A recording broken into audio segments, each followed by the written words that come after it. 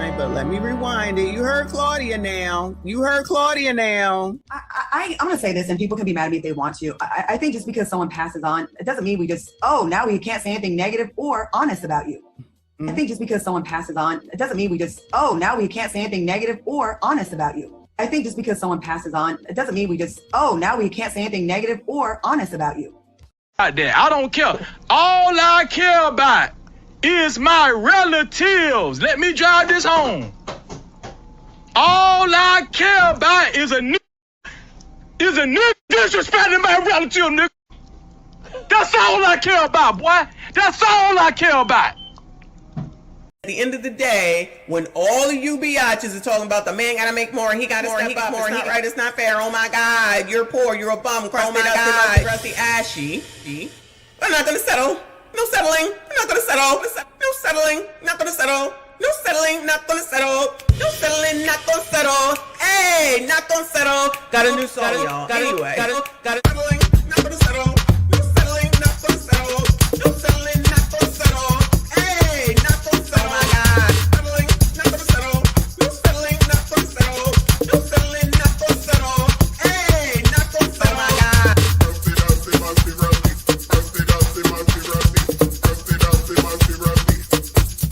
Oh my God. Oh my God.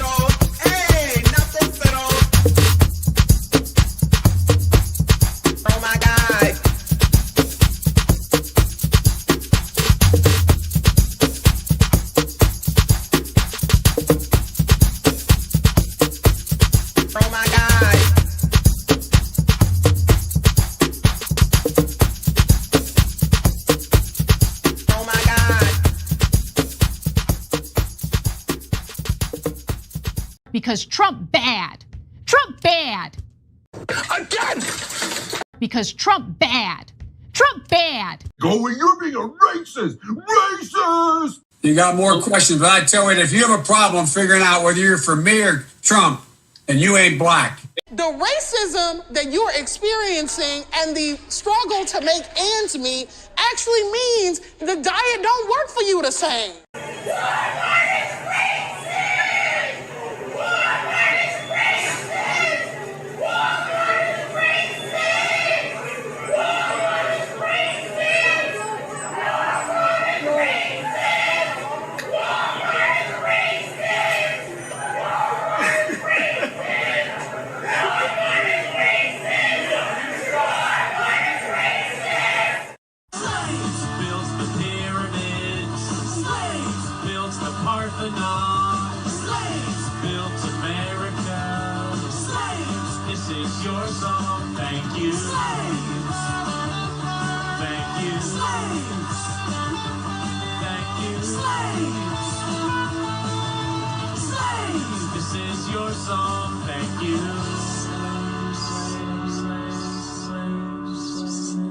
We're done. We're done. We're finished.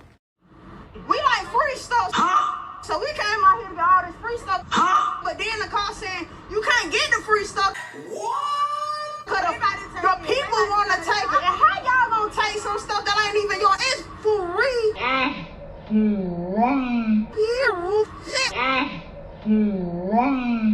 So I got my 2 baskets and took the bus or whatever.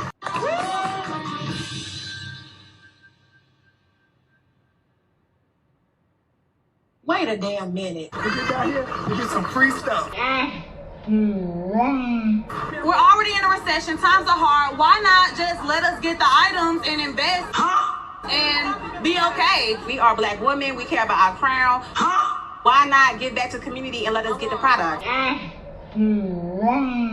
The tools, any other eviction. It is difficult. You don't go blind because you married. I see titties and booties every day. Huh? I see titties and booties every day. I see titties and booties every day. I see titties and booties every day.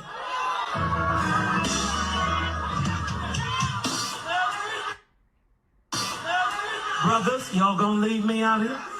I need the men to stand up and say amen. If you ain't said that, all sir. Let the church say amen. Titties and booties, titties and booties, titties and booties. I see titties and booties, titties and booties, titties and booties, titties and booties. I see titties and every day. Titties and booties, titties and booties, titties and booties. I see titties and booties, titties and booties, titties and booties, titties and Wait, the wing makes go. What kind of shit is that? booties, booties and titties and titties and booties, titties and titties and titties and every day. Booties and titties and titties and booties, booties and titties and titties and booties, booties and titties and titties and booties, booties and titties and titties and every day. Titties and booties, titties and booties, titties and booties, titties and booties, titties and booties, titties and booties, titties and booties, titties and booties, titties and booties, titties and booties. I need the men to stand up and say amen.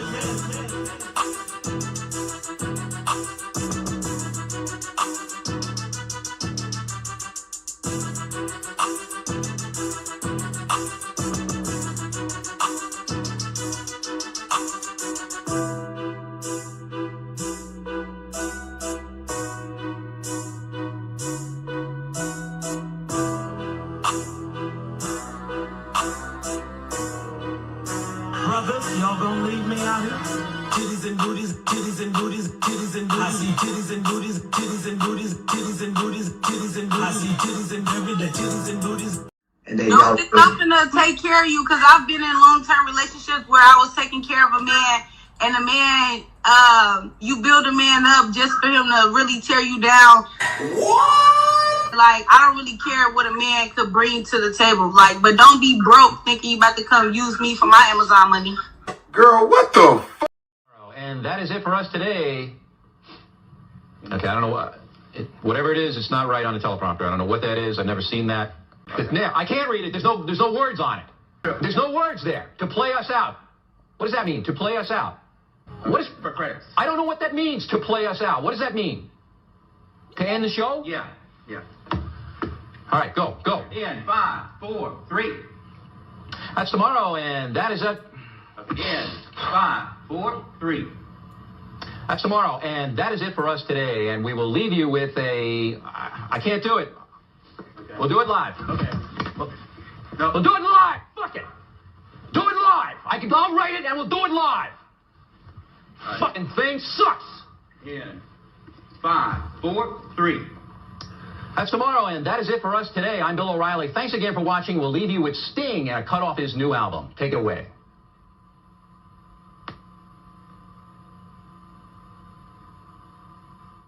That'll be me when this is over. Hey there, besties. Shout out to Bill O'Reilly. Is he dead? I can't keep up with who's alive and who's dead. Is Bill O'Reilly dead? I don't know. Anyway, shout out to y'all. Happy Monday. This is my last Monday off. One more day and back to the, what does RBN call it? The white man's job. Oh my goodness gracious. I dread it. I already dread it so much. Anyway, shout out to Bill O'Reilly. That's hilarious. I thought I clipped that remember yesterday with the gays fighting? I thought I clipped that, but I didn't. I got to get that, where they was screaming in the background after they beat up the congressman or the representative or whatever the hell he was, right? I got to get that still. Anyway, shout out to all of y'all. Let me turn on music. What I'm doing, let me turn on some CDT. Shout out to CDT. For those that know my background music, shout out to him. So today I'm finally going to get to this this lady that I found here on the tube who has this video that she made about Black women dating outside of their race. She has an interesting title. I'm not going to give it out yet, and I didn't, really see the video. Some of her TikToks, because she's got TikToks in there. I kind of skimmed through, and I was like, all right, that's an interesting take. Let's go ahead and see what she has to say, because all the is be telling especially specifically after this Jamie Foxx stuff. Oh, you guys, you shouldn't be dating white women, and how dare you do that? You disrespect the most disrespected person as a Black woman. Y'all already know how I go. And all the people that are over there on freaking Instagram riled up from my short. After not seeing the whole video, they over there talking about, oh, you're a coon. All right, child. I've been called worse by better. Whatever y'all say. Y'all don't want to, go watch the whole video. You probably got nothing to say to that heifer. But now I'm all kinds of coons because I'm in the video talking about when y'all were naming all the people. Name all the men, child. Name all the men. I'm sorry. Name all the women. Because she was having a fit that Jamie Foxx is having a baby with some ugly white woman, child. And it's like, girl, you weren't dating him, so I don't understand what the problem is. But it's interesting. They always have the issue when it's Black men with white women, but never an issue when it's a Black woman with a white man. But we'll take a look at that, or something along those lines anyway. So we're going to go ahead and take a look at that. I'm not saying I'm not going to be here for 45 hours, but I ain't saying that I won't, because I already told y'all this is the last. Well, tomorrow's the last day. This is my last Monday. Tomorrow's the last day. I can come home in the morning and do live streams like I did before I went out, but just won't be as long, for sure. Riches, I feel like I haven't seen you in a while. Thank you so much, honey. Say good morning, Auntie, my Lord. I think yellow is my new favorite color. Bless her. Thank you so much. I appreciate you. Thank you for being here. Shout out to all of y'all. Please make sure you hit the like button for me. Subscribe if you are new. So where shall we start? We typically start off with a tonight's conversation, of which I have a couple, but I'm going to start with Keita Rose from back when she was exposing tonight's conversation. So we're going to go through all that, even if it's just piece by piece, or if we do a show on it or whatever, because sounds like she has a lot to say. So we're going to start there. So let me go ahead and pull her right on up. And if her tracking is off, it looks like her tracking is off for one reason or another. So just FYI, that's not me, that's her. Let me see if I can make a bigger pause. It says episode 4 is Who the F Did I Work For? Adios, Rico. So y'all know Rico from, I think it's called 8 by the Table or something like that. I didn't really know before her, that he was on this show. It looks like they all kind of work together, and then I guess they kind of branch off and go do their own things. Because if I'm not, oh my God, there goes my monitor. Hold on a second. Excuse me.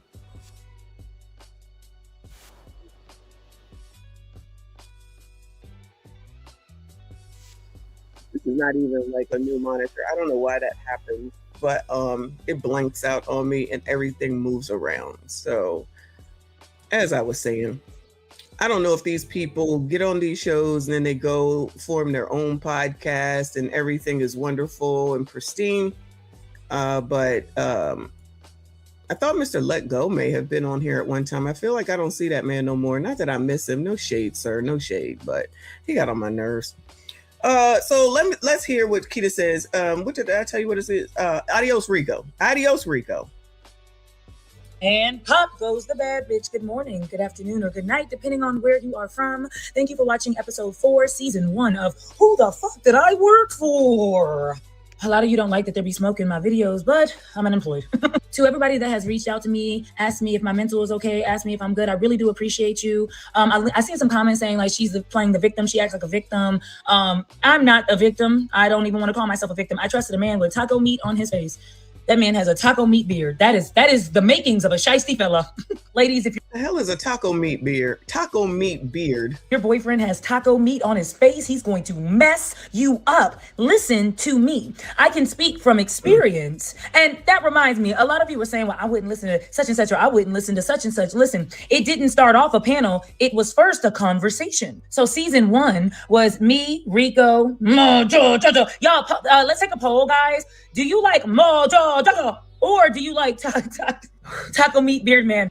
So I know I mentioned in my story on Instagram that he used to say things like, you're not going to be aesthetically pleasing, or are you working on your weight, Tita? And this is what I... Ooh. She was kind of big. Taco meat on the chest? That still sounds weird too. I'm glad you changed up, girl. I'm glad you changed up. She looked like she's constipated or something. Like she's not happy to be here. What is going on? Look like she's about to explode. I'm just saying. This is what I looked like when I met him, but who was ugly? But he still hired you. So that's positive, right? He still hired you even though you look like that. You got to give him some credit for that. Also, taco meat on your face. Now, Rico was the first villain. He came in to not only be a part of the podcast, but like help direct the podcast. So one day, oh, well, did they start there at the table and then it turned into a conversation, child? So they just used to sit around and started start some conversations. Child, this is weird. The podcast. So one day we were shooting, and I guess we all found out that Rico didn't appreciate being talked to a certain way, and also just it was bad. It was explosive. Now Mojo Jojo said in one of his lives that I think that he had hired 100 cast members. There's been so many cast members in and out of his house. That was the guest cast. That wasn't core cast. Core cast stayed the same every freaking day. So we're sitting in his basement and we're all having a conversation about I just don't know what, but Mojo Jojo and Rico get into it back and forth. Rico doesn't like how he's being spoken to, so he says something along the lines of, shut up, I'll beat your ass in your own house. I'm telling you, okay, Rico Suave or whatever his name is, Ace's body don't look like that from what I seen. And he's short, y'all. Ace metaphor is very short. No shade. Listen, you're not tall. You're not blessed to be tall. You're not blessed to be tall. But he's short. I'm just saying. Something like that. I don't know. Allegedly, it's not verbatim. And then Mojo Jojo said, use your words. At that moment, I was so excited. I was like, oh my gosh, hit him. Hit him. But he didn't. He acted very professionally. We didn't see Rico again. And I think that's when we saw him, I guess, 1 or 2 straggling shows, but Rico didn't need the money. So we didn't see Rico again. But I think that's when I found out that when you do stand up for yourself, I mean, he didn't have to say. But when you do challenge him, you're gonna get fired. It's gonna be your last day, bud. And sure, I could have quit at that moment. I could have said, oh, you can't challenge him. If you challenge him, it's gonna be a problem. But I did not, because I enjoyed the people that I worked with. I was making good money, and I didn't want to quit my job. Would you quit your job if you found out that your boss was a... You know, what's crazy is along the years, a lot of people have been using words like narcissist and diagnosing everyone around them. But when you actually see a narcissist, do you know what to look for? A lot of you think that I'm bullying our friend Kit Kat, but I'm not. I truly believe she's a female narcissist. And no, I'm not a doctor. But I think when you... A female narcissist. Okay. She's saying Kitty... her name is Keto Rose, and the other girl is Kitty Rose. So I guess allegedly there's something going on between the two of them. At this time, this is a year ago, yeah. This is a year ago. Blindly believe and follow whoever, including myself, you don't do victims justice. People that didn't deserve whatever happened to them. So please think about that, because these men, and there are a lot of men. There's so many. It's raining men. So a gentleman reached out and said that he dated Kitty, the, relationship expert. So Kitty did try to delete him that night. It was because I had butt dialed him that night. Around that time, he had been effing with both me and her, and she had found out. Then ish got ugly. That girl used to cyber stalk me. Oh, allegedly. sure the relationship was healthy and loving and progressive. Well, he said that he was cheating on her, right? Which no woman wants. So I want to be fair and tell all the facts. But the woman just reached out, I guess the girl that he cheated with, and it says Kitty did try to kill him that night. It was because I had butt dialed him. Around that time, he had been messing with both me and her. She found out. Then she got ugly. That girl used to cyber stalk me. She found out where I lived. She used to go live and talk about me and him over her FB and TikTok. It was a whole shit show. So she's saying she butt dialed him. And because of that, Kitty was on the phone. She heard. They began to fight. Now, that's what you heard in part 3. They began to fight. The car got damaged. Shots went off. She used his own gun to shoot at him. All because of a butt dial. Now, of course, the story is going to get deeper. And I'm invested. Are you? Oh, shit. Okay. This seems like it's gonna be like what's R. Kelly's song Trapped in the Closet. This is like Trapped in the Closet, y'all. All right, maybe I'll get the next episode. Oh, episode 5 is right there, and hold it. Hello. And we can look at that later if you would like. Woo! This is a mess. Yeah, y'all already was saying that Kitty Rose was not as innocent as she seems. Okay. I need that, right? That y'all been saying that she's not as innocent as she seems, and there were some things, and maybe y'all had seen this and I did not, so I don't know.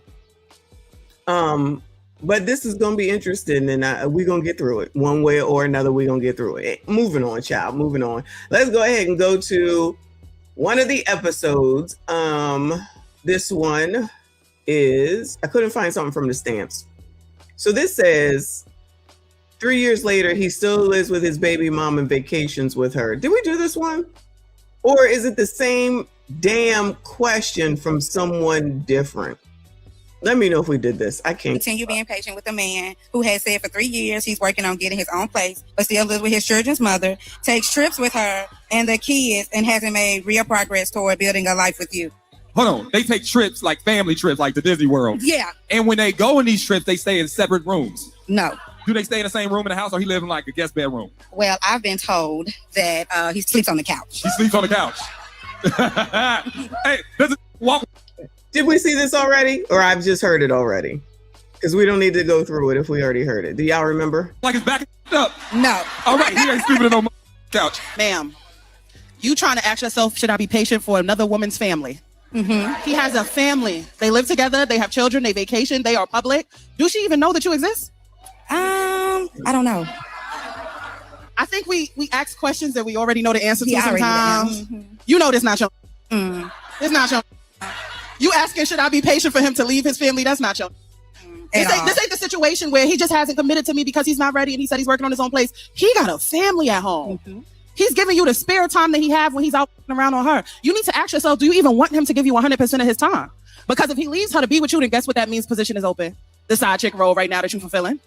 You're going to get that man, take her problem, and be stuck with all the burdens that you don't really have to deal with. See, sometimes when you're in that side chick position, you be thinking, sweet, oh, you know, he like me, he giving me all this attention. Wait until you wifey, and then you find out why the he wasn't cut out for that role. You're going to be trying to send him back to his family.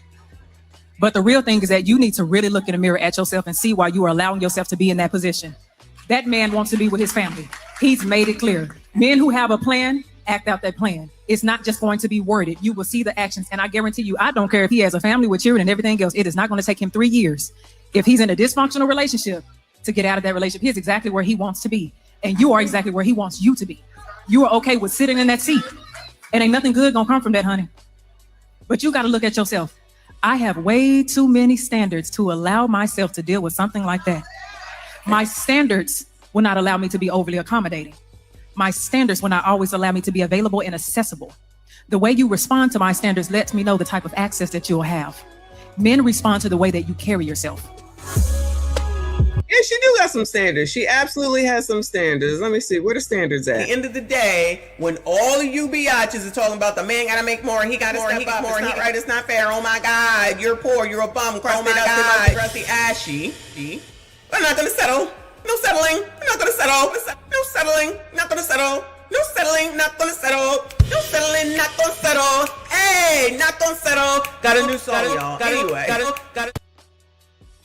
all this non-settlement and all these settlements going on around here. I be so confused. All this over here, you're not gonna settle, you gotta do this, you gotta do that. I said 6 figures, 6 feet, 6 this, 6 that, 6 this, 6 that, 6 this, 6 that. And then you come over here when you're talking to your faves, your peeps, your girls, your boys, your dudes. It's like, girl, I don't know what I should do. Oh my God. He's living with that woman, but that's my man. He my man. That's my man. Girl, now she wants to sit up here and try. I'm going to go through it again.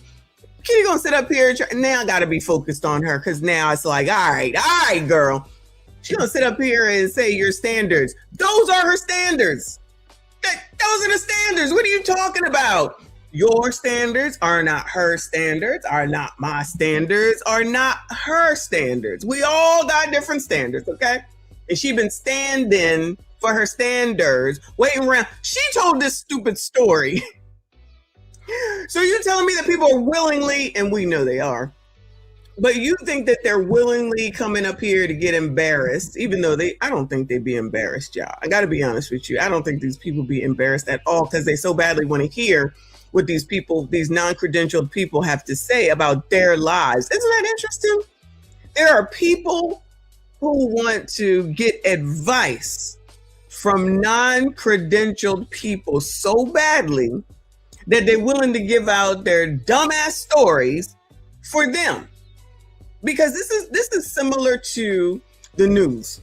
When the news come in and they be like, they're going to interview this woman with 6 kids. They living in the motel, hotel, Holiday Inn. And they like, it's not right. It's not fair. How did we get here? How did it get this way? And nobody ever says anything about, child, where these children's father at, right? All right. The news will come and interview and they show you kids and they show you dirty ass room. And then they be like, all right, peace out. Call us if anything changes. Who gets the benefit of that? The news program. Who gets the benefit of this? All these non-credentialed people. Not you, girl. You get the benefit of the whole world seeing your stupidity, talking about you, remaking videos, which helps them because we're watching them. And then you're just going to be on the internet mad. Just like the people from Kendra, right? They used to come into the comments of various people. They used to come into my comments too after we would make videos and live streams and say, you can't talk about me. And I did. You need to take that down. And I'm not. You put the shit out here. I don't know why people don't seem to understand that at this point, but y'all, come on, y'all. Would you continue being patient with a man? Would you continue being patient with a man? Are they patient with y'all? Oh. Can my uncredentialed ass come on your panel giving advice, ma'am? When? Today? When? Today? Of course you can. They're patient with y'all. I don't care what y'all say. The woman said that she'd be patient with y'all. I believe her. Who has said for 3 years he's worked. 3 years. Is this thing on? 3 years. 1, 2, no. 1, 2, 3. 3 years. 1, 2, 3. 3 years. 1, 2, 3. 3 years of life. 3 years of life. That's crazy. That's her standard. That is her standard. Working on getting his own place. Working on getting his own place, child. These people say they don't want to take men that live with their mamas. You can't be living in your mama's basement. Oh, but he could be living with his baby mom.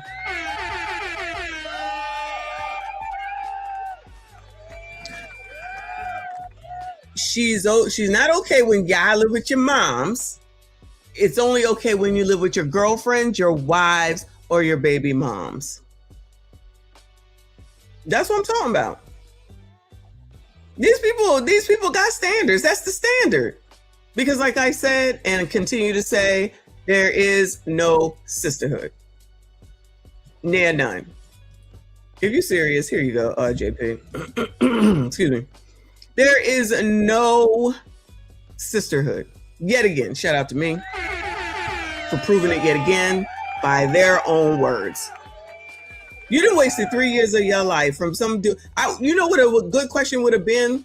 How old are the kids? Just ask that question just to see if she knows, right?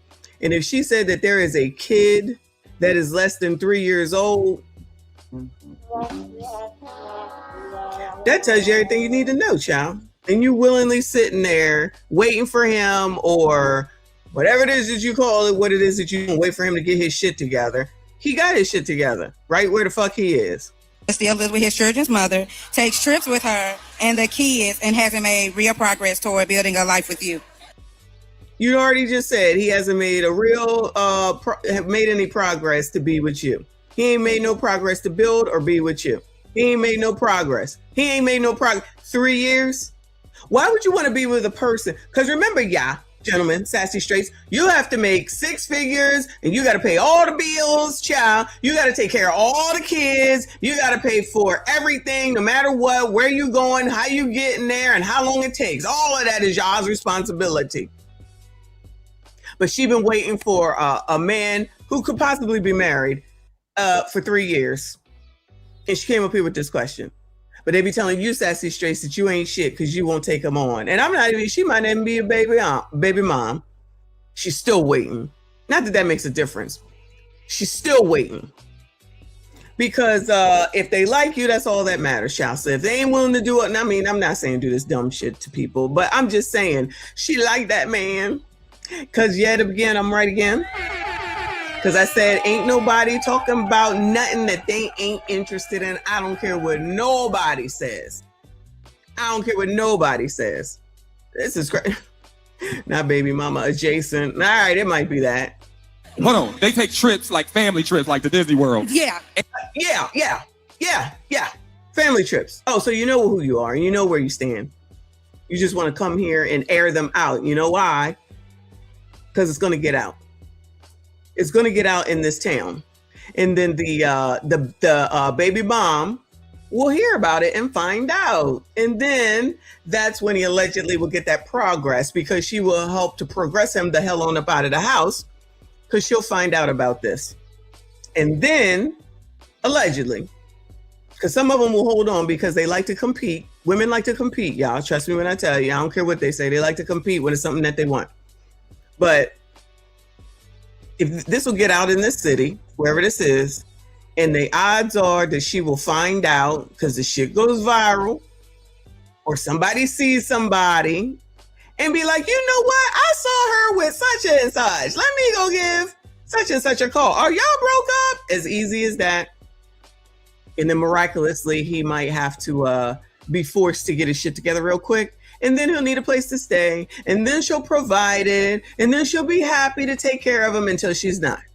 Because then she'll keep watching this show. And she'll listen to people say, I got roses, I got flowers, and I got candy. And then she's going to be looking at him like, you don't give me that?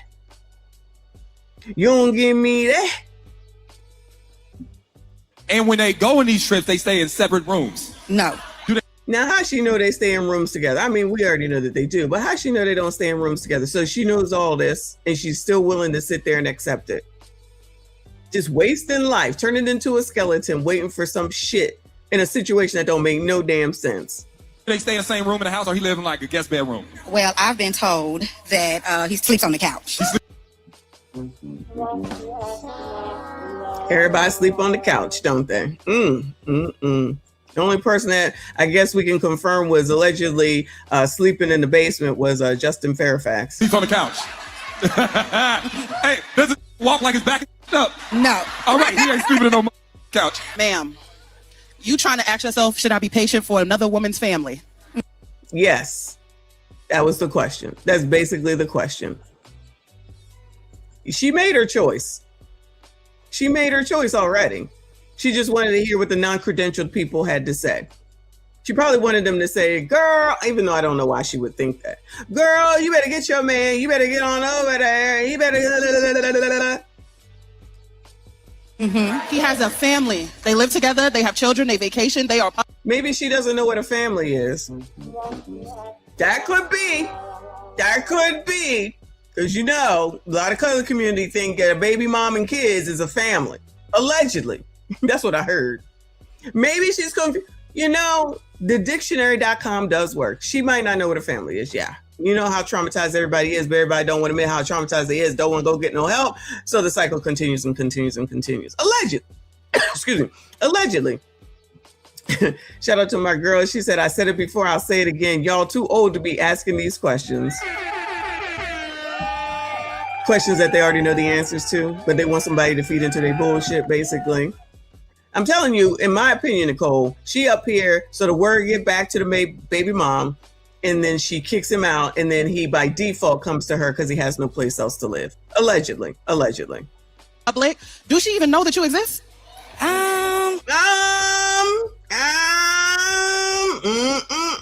She gonna know now.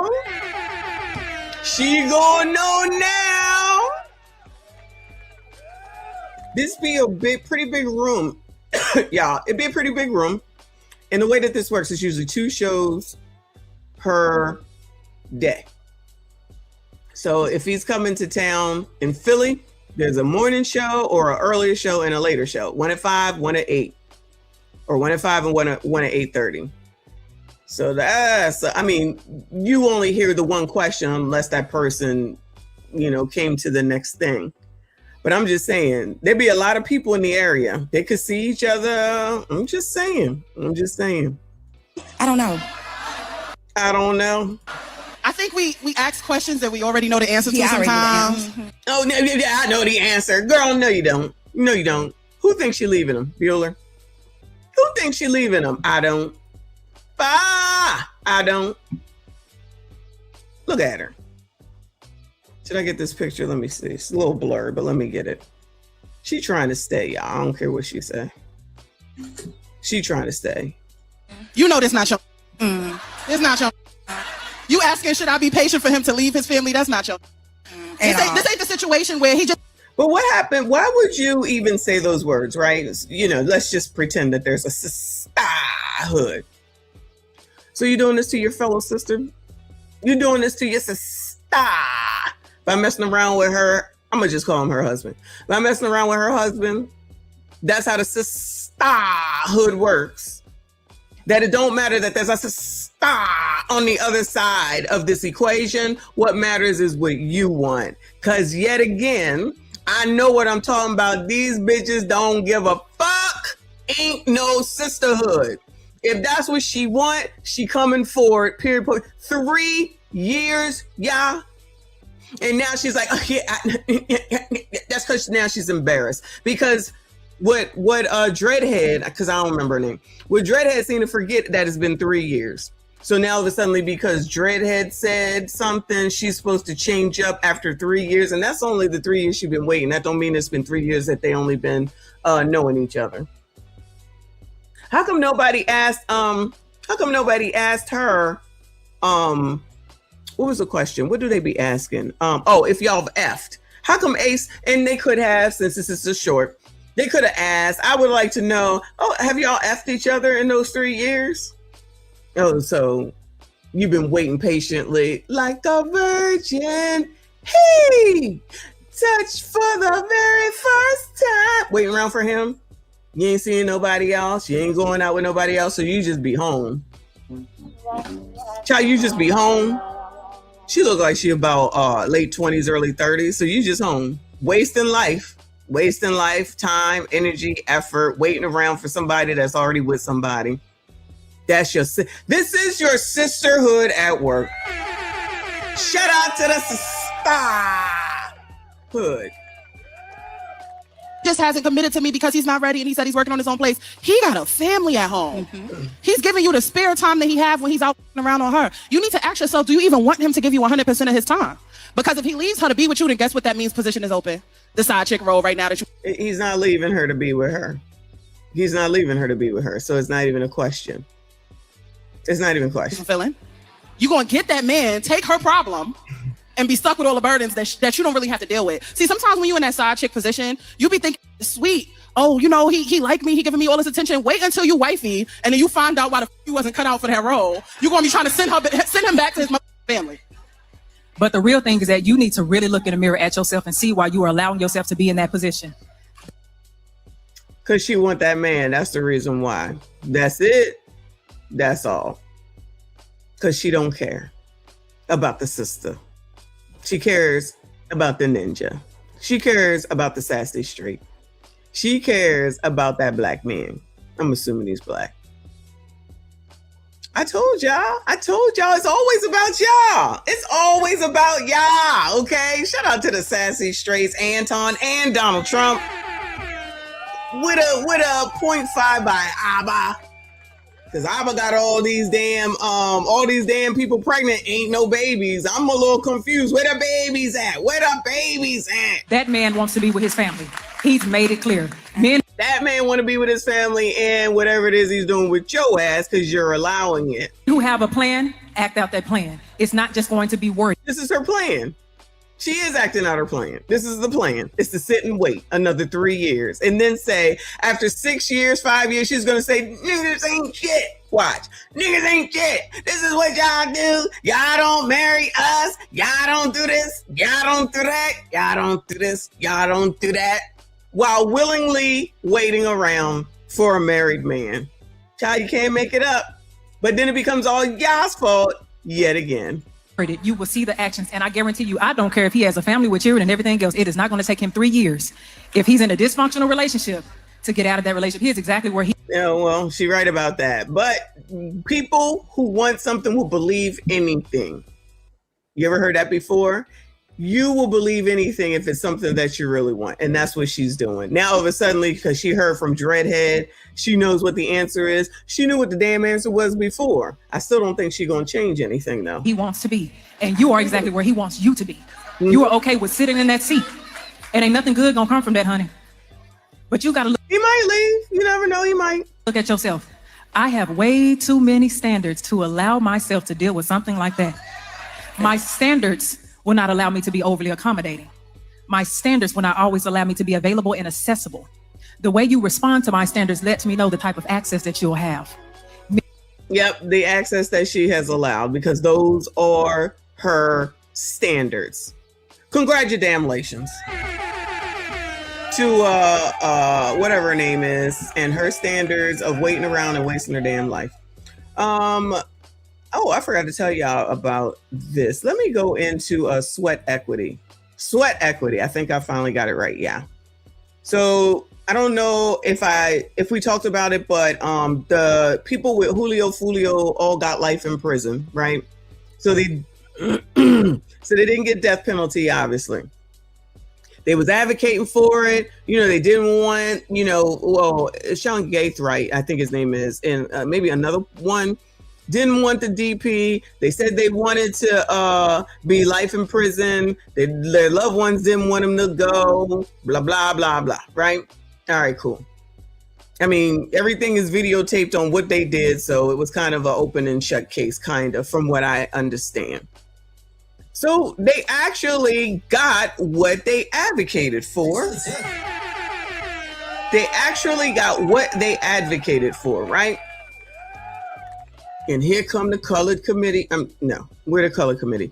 Here come the colored community talking about racism and how this is a setup. It's all a setup for blacks and black boys. So it's interesting when they care about you sassy straights. Maybe they don't realize that you sassy straights, the black ones, okay, are actually black males. Maybe they don't understand that having a penis means that you're a male.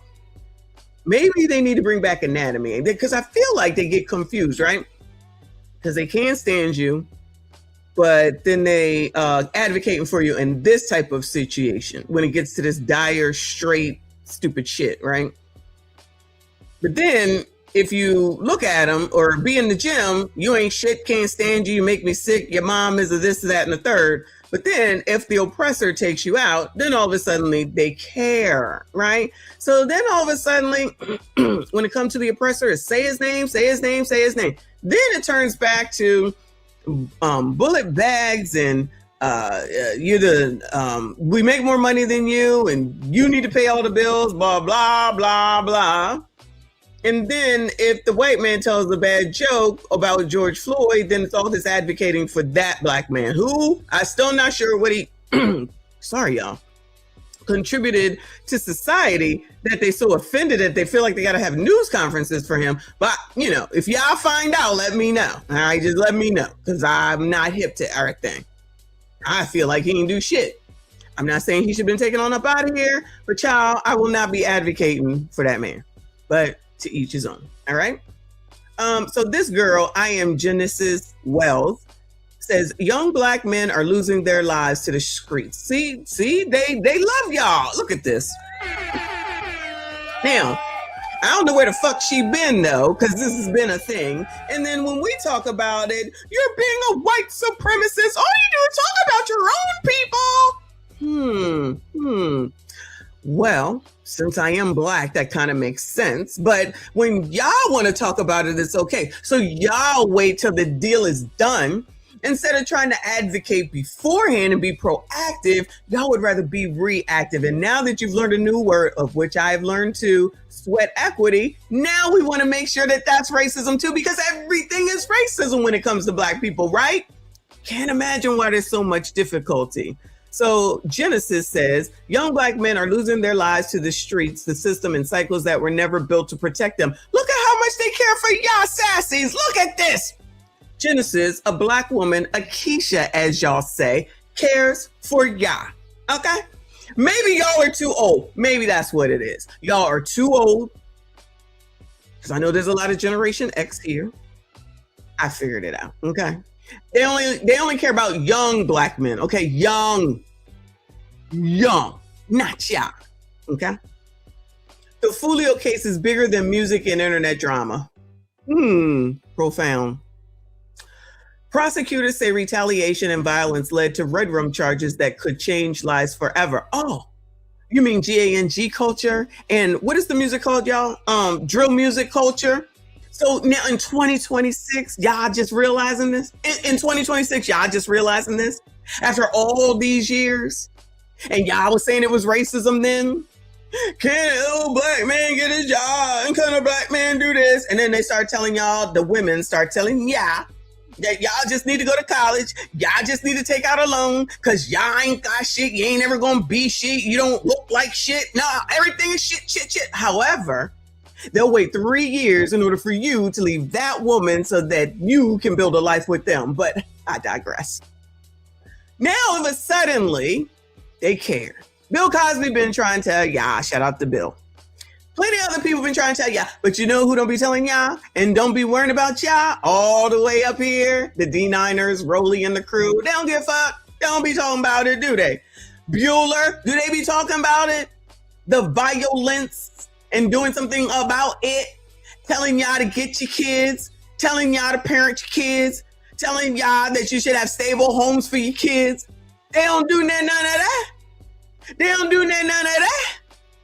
That's okay, because I tell y'all, and I know there's been other people to tell y'all, and y'all want to do what you want to do, and y'all want to be baby mamas, and y'all want to mess with people that ain't got shit, ain't gonna have shit, and people that live with other women, because that's what y'all do if it's something that you want, right?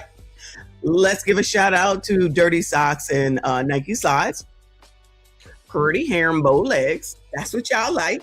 At the end of the day, let's be honest. Then you get into these dumbass situations. Then you end up on the daggone news. They get all the credit. Then you end up on the blogs. They talking about you. Soon as I talk about you, I'm a white supremacist. Fuck all the rest of these people talking about it. I'm the problem. Gotcha. To tell you to care for your kids and raise them and make sure they get disciplined so the streets don't take care of them. Because I know Generation X was told that. If you don't listen here, the streets will teach you. However, whichever variation that you heard of that, right? Child, I don't know what I'm talking about. 50-fucking-4 and don't know shit. 20 some odd and knows everything, child. Got it. Another reminder that prison, death, and pain keep swallowing our communities as a whole. What? And y'all still gonna vote for Brandon? Brandon is up for re-election. Brandon Johnson and Chick Damn Chicago. Y'all went and put Doogie back in. Now y'all complain about the violence in Baltimore Damn Moore. Y'all remember all that? But he Black, you Black, everybody Black. That makes sense, right? Now y'all want to complain. And there's a food desert. Child, Chicago, they got a, what is it called? A prescription desert. All these deserts.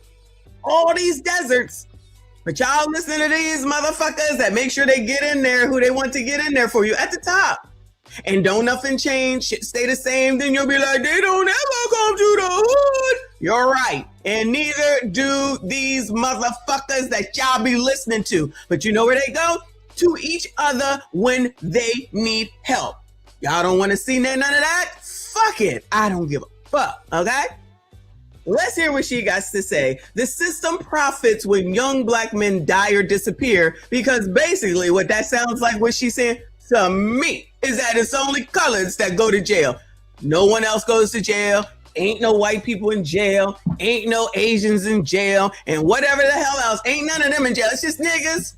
It's just coloreds. That's all that's in jail. Now everybody concerned with some shit we already knew. But now because you seen a good... Let's be honest before I let this play. The problem is that you saw a good-looking young black man that didn't have his hair all over the place. You know the hair I'm talking about. That didn't look rough and tough with his crazy-ass hair. That wasn't necessarily all the way engulfed in the street life. Didn't have priors and all that type of stuff. Now, all of a sudden... Now y'all want to have concern about how the system works, the same prison system that's been working the same damn way. Now everybody, oh, this is by design. This is what they do. Got it, sis. Let's hear it. It has to get to a point where you say, I am bigger than this beef. I'm bigger than what my environment is telling me that I can be. Because y'all are dying at record rates right now. It's already bad enough that y'all fight each other. But then you also have the state who is also fighting against you. And now we have 4 kings who have so much potential. They are locked up behind bars for the rest of their lives, giving sweat equity to the state. We're living in a country that does not mind frying you. They're making multi-billion-dollar companies off of y'all making dumb decisions, being in that jail cell and making all these rap songs. Oh yeah, kill this, kill that. But ain't nobody telling these young kings they can live. Ain't nobody telling these young kings that they can own the neighborhood they dying over. And at the end of this, when you look behind you, it's the people that care about you are the ones that are hurting and have to pick up all these broken pieces. I pray that y'all start doing the right thing so that we can really make America great again. Young kings.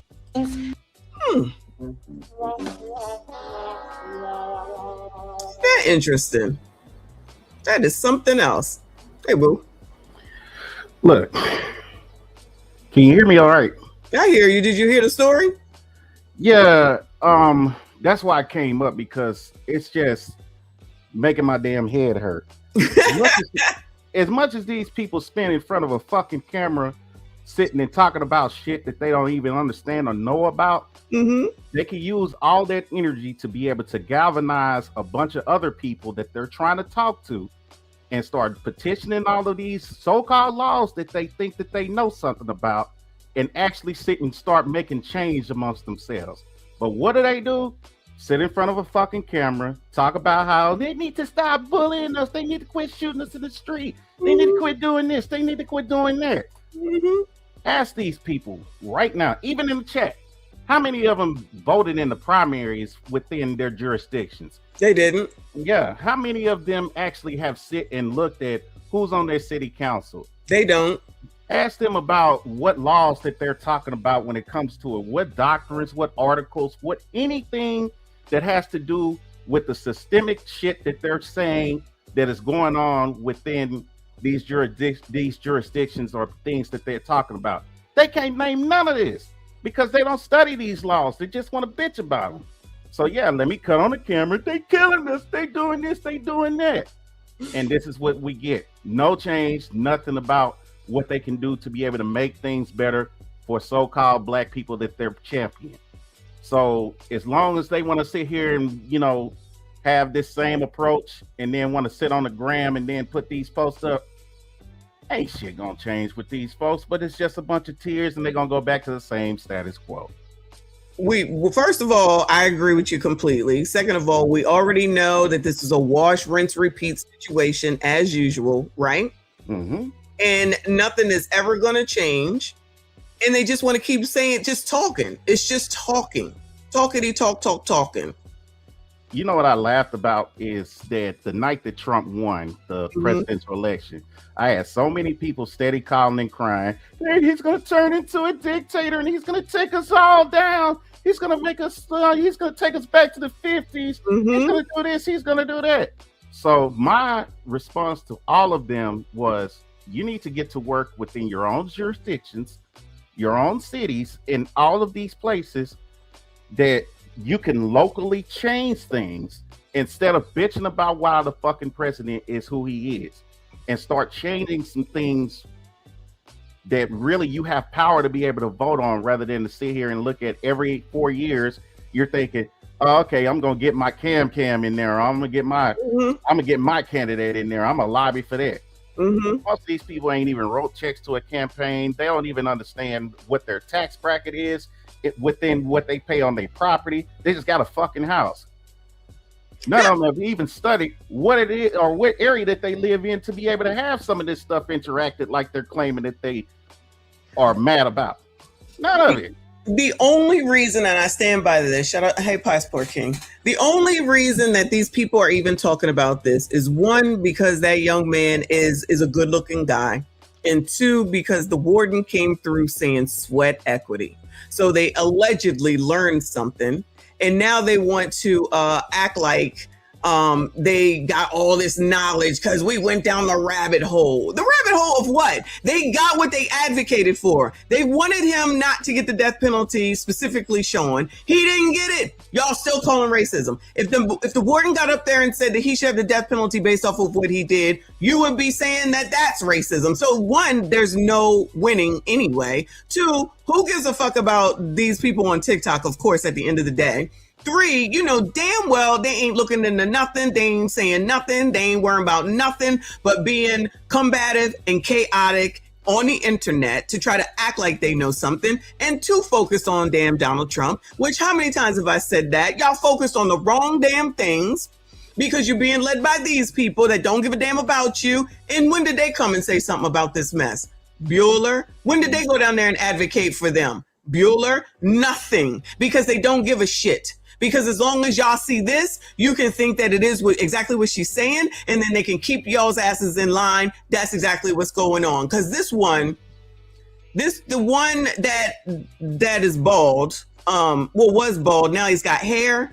That one ain't got no remorse at all. None remorse. And that Sean light-skinned one is now on the internet with a GoFundMe to get money from the people that he thinks are his supporters. And the funny part about it is, it's not funny, but it's funny, is that they all saying, Ninja, you ain't going nowhere. So when it comes to the money, they ain't trying to give up no money. Unless it's a Swatch or Demar, whatever the fuck it's called. Then they that's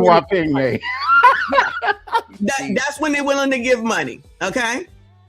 Passport King, go ahead, boo. What you got to say? Yeah, good morning. I didn't want to interrupt. You know, it's always good to have good decorum. Good morning, everyone. Thanks for coming up.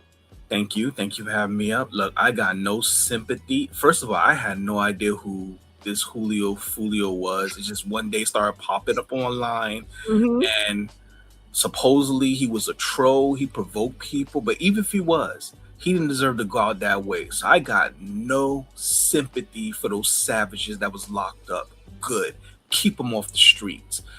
Unfortunately, here's the reality. The majority of black men, whether they're young, whether they're Gen Z, millennials, X, are decent men. You know, they go to jobs, they go to school, they work. But there is about 10%, maybe 50% of our community of black men who are just unredeemable reprobates. Whether combination of upbringing or lack of upbringing, you know, influenced by the worst elements of, you know, popular culture. And yes, and mind you, I want to make it like, oh my God, I'm not one of these coons on some, oh my God, we the only ones. You look at all ethnic groups, they all got their criminal underworld, their criminal underclass. It's just that the media is always hyper-focused to put it on our people. Oh, look at these black people. Dewan B had a show just a few days ago. I'm not jumping around. I'm going to make a quick point, a sidebar, where out in California you have Sikh Indians. For people that don't know, those are the ones that have their heads wrapped up like turbans. They are engaging in crime raves out in California. You don't see that plastered over national news. And Dewan B didn't bring it up. I wouldn't have known that was going on. They present every other group like they are model minorities, and we're the only ones out here acting up. Yeah. Let me just interrupt you for a second. Hold on a second. I don't think that we think that we're the only ones. I think that people think us as just black and white people. That's what I think. Because as soon as it's a school shooter, we assume that it's a white person, right? So they got their stigmas, I guess you would call it. But there's these other people too, not to mention the illegals who, just because it's all they wilding out. Right, just because it's this much. Oh, okay, so we should die or be killed. And mostly women and children are affected by it, but y'all fighting for them to stay in the name of your hate for Donald Trump. That is the only reason. Yeah, sorry to interrupt you. Me. I'm definitely for staunch illegal immigration enforcement, and not just against Mexicans, against anyone. I don't care if they're Mexican, Chinese. Hey, they said over decades ago, there's approximately, 50,000. When they give a number, it's usually high. They said there's about approximately 50,000 Irish illegal aliens from Ireland in Boston. Well, guess what? They need to get them all up out of here too. No one should get a pass. I'm not on some, we only got to get them. No, get them all out. I don't care if they're from Europe. I don't care if they're from Asia. I don't care if they're from the Caribbean. I want to hear, they got melanin too, where they can take their melanin behinds back to their countries and fix where they're from. But don't forget the people from Minnesota, Somalis, they're crazy. Somalis, yeah. They came over and just took over a whole damn state, basically, and everybody's just like, that's okay. I'm like, what the fuck? And look at the level of crime they've been engaged in. I mean, now mind you, we know they ain't do that alone. We know that they got, certain allegedly, but yes.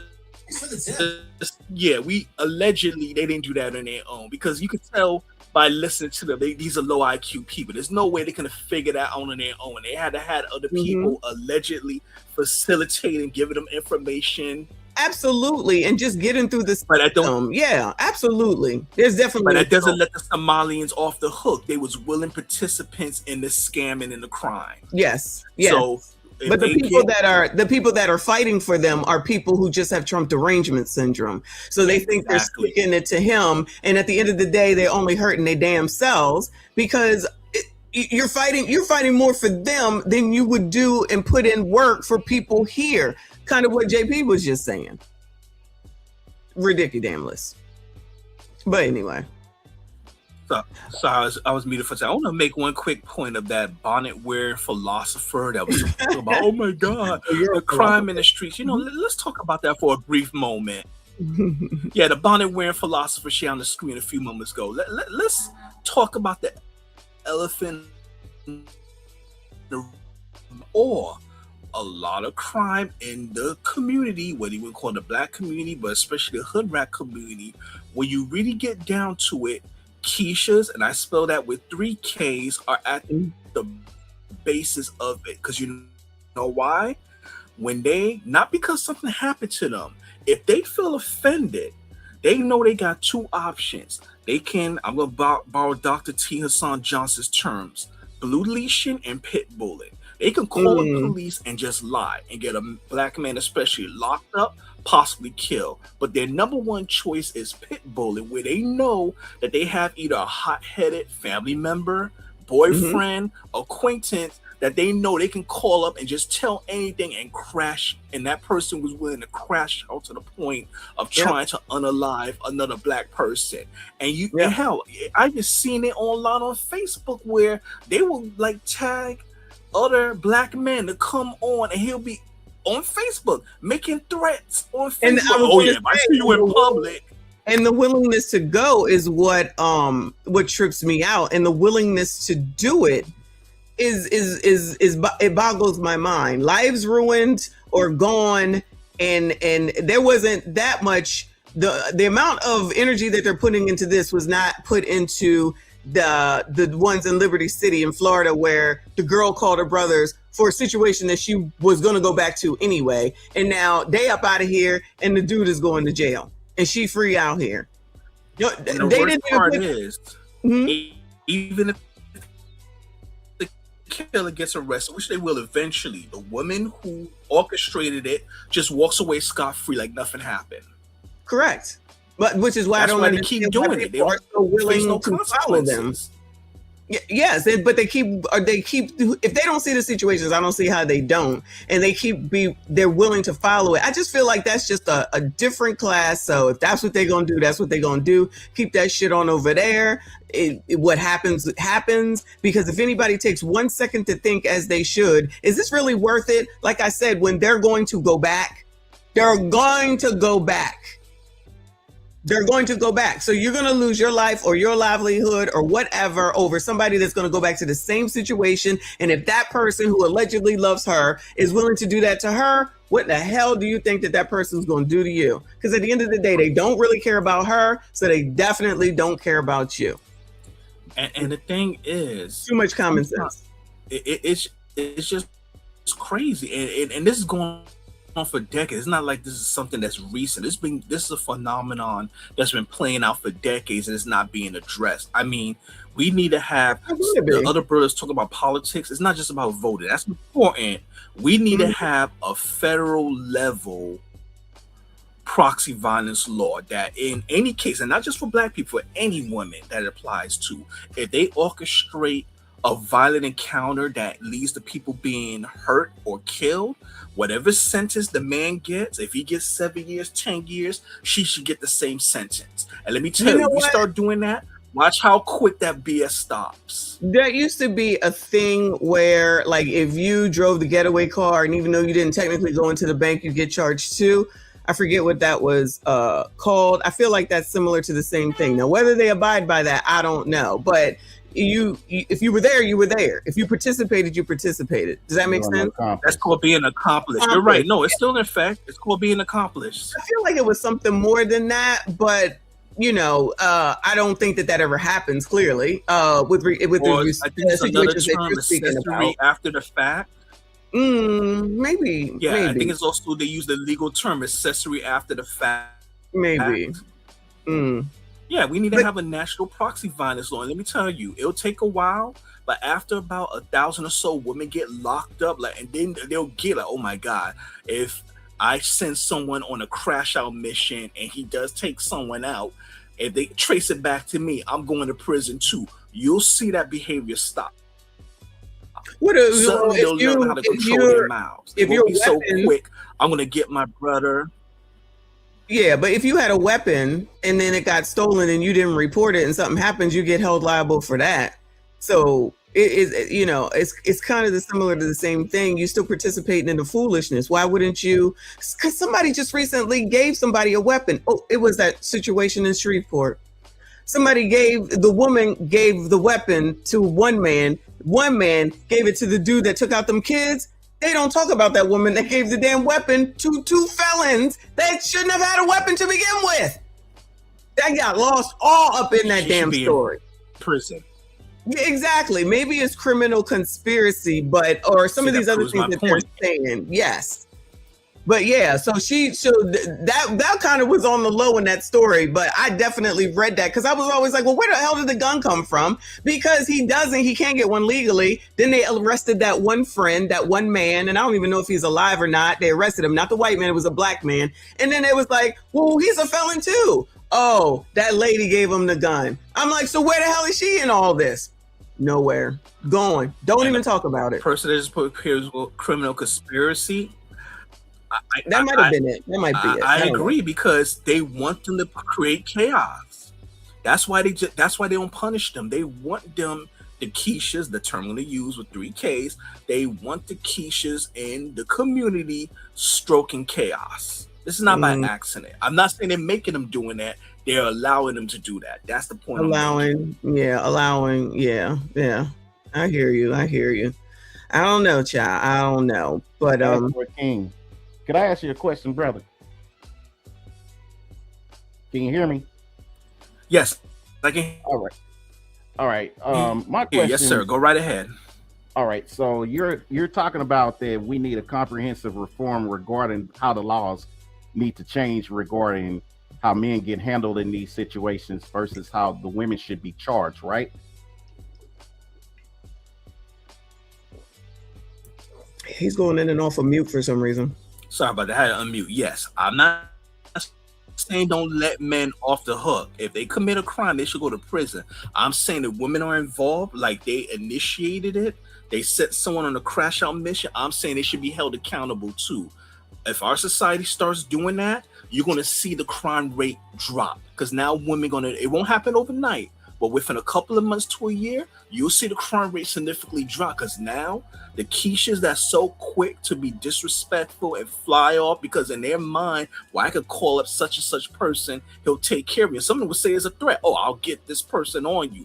They know, oh, wait a minute. If I get this person and he does take someone out, it's gonna lead back to me and I'm going to prison. Guess what? They'll still have bad attitudes, but they'll be less likely to do that. It will significantly cut down the so-called crime rate, because now they're going to know they're going to be held accountable. That's all I'm saying. I'm not saying let criminals off. No, I'm saying everyone that's involved should be held accountable. All right. So would I be remiss to say that you're up on the East Coast, like New York area or so forth? I'm just picking up on your accent. Brooklyn, New York. You can tell by the accent. Yeah, I'm picking up on your accent. So based on that, Brooklyn, New York, Northeast. Okay, so my question then becomes to all of the brothers that think this way: why aren't we lobbying or putting our money where our mouth is to be able to work locally, to be able to change this legislation into where the laws are protecting against this? Because I always hear, I'm not disagreeing with you. Right, because I'm always hearing that, you know, this is the solution to be able to alleviate all of these things, but yet I don't see the action being put behind it, because I'm someone that's advocated for these types of things. And when I see a lot of these conversations go on, I see them being very micro. So it never is I guess you could say, a honing in of action towards these types of things, because they fall on deaf ears. It's going to continue as long as no one does shit about it. So my question then becomes, since you're saying that it needs to be this comprehensive reform regarding this, then where are the brothers that's going to speak up to be able to do something about this? Because I've wrote these checks. I've been to these forums. I've been to these I've lobbied for these things. And yet it's not enough support when it comes to this, because to be honest with you, I don't think people want change. I think people like this shit being the way that it is, because if they really hate it, then they would do something about it. See what you just said right there, not to cut you off.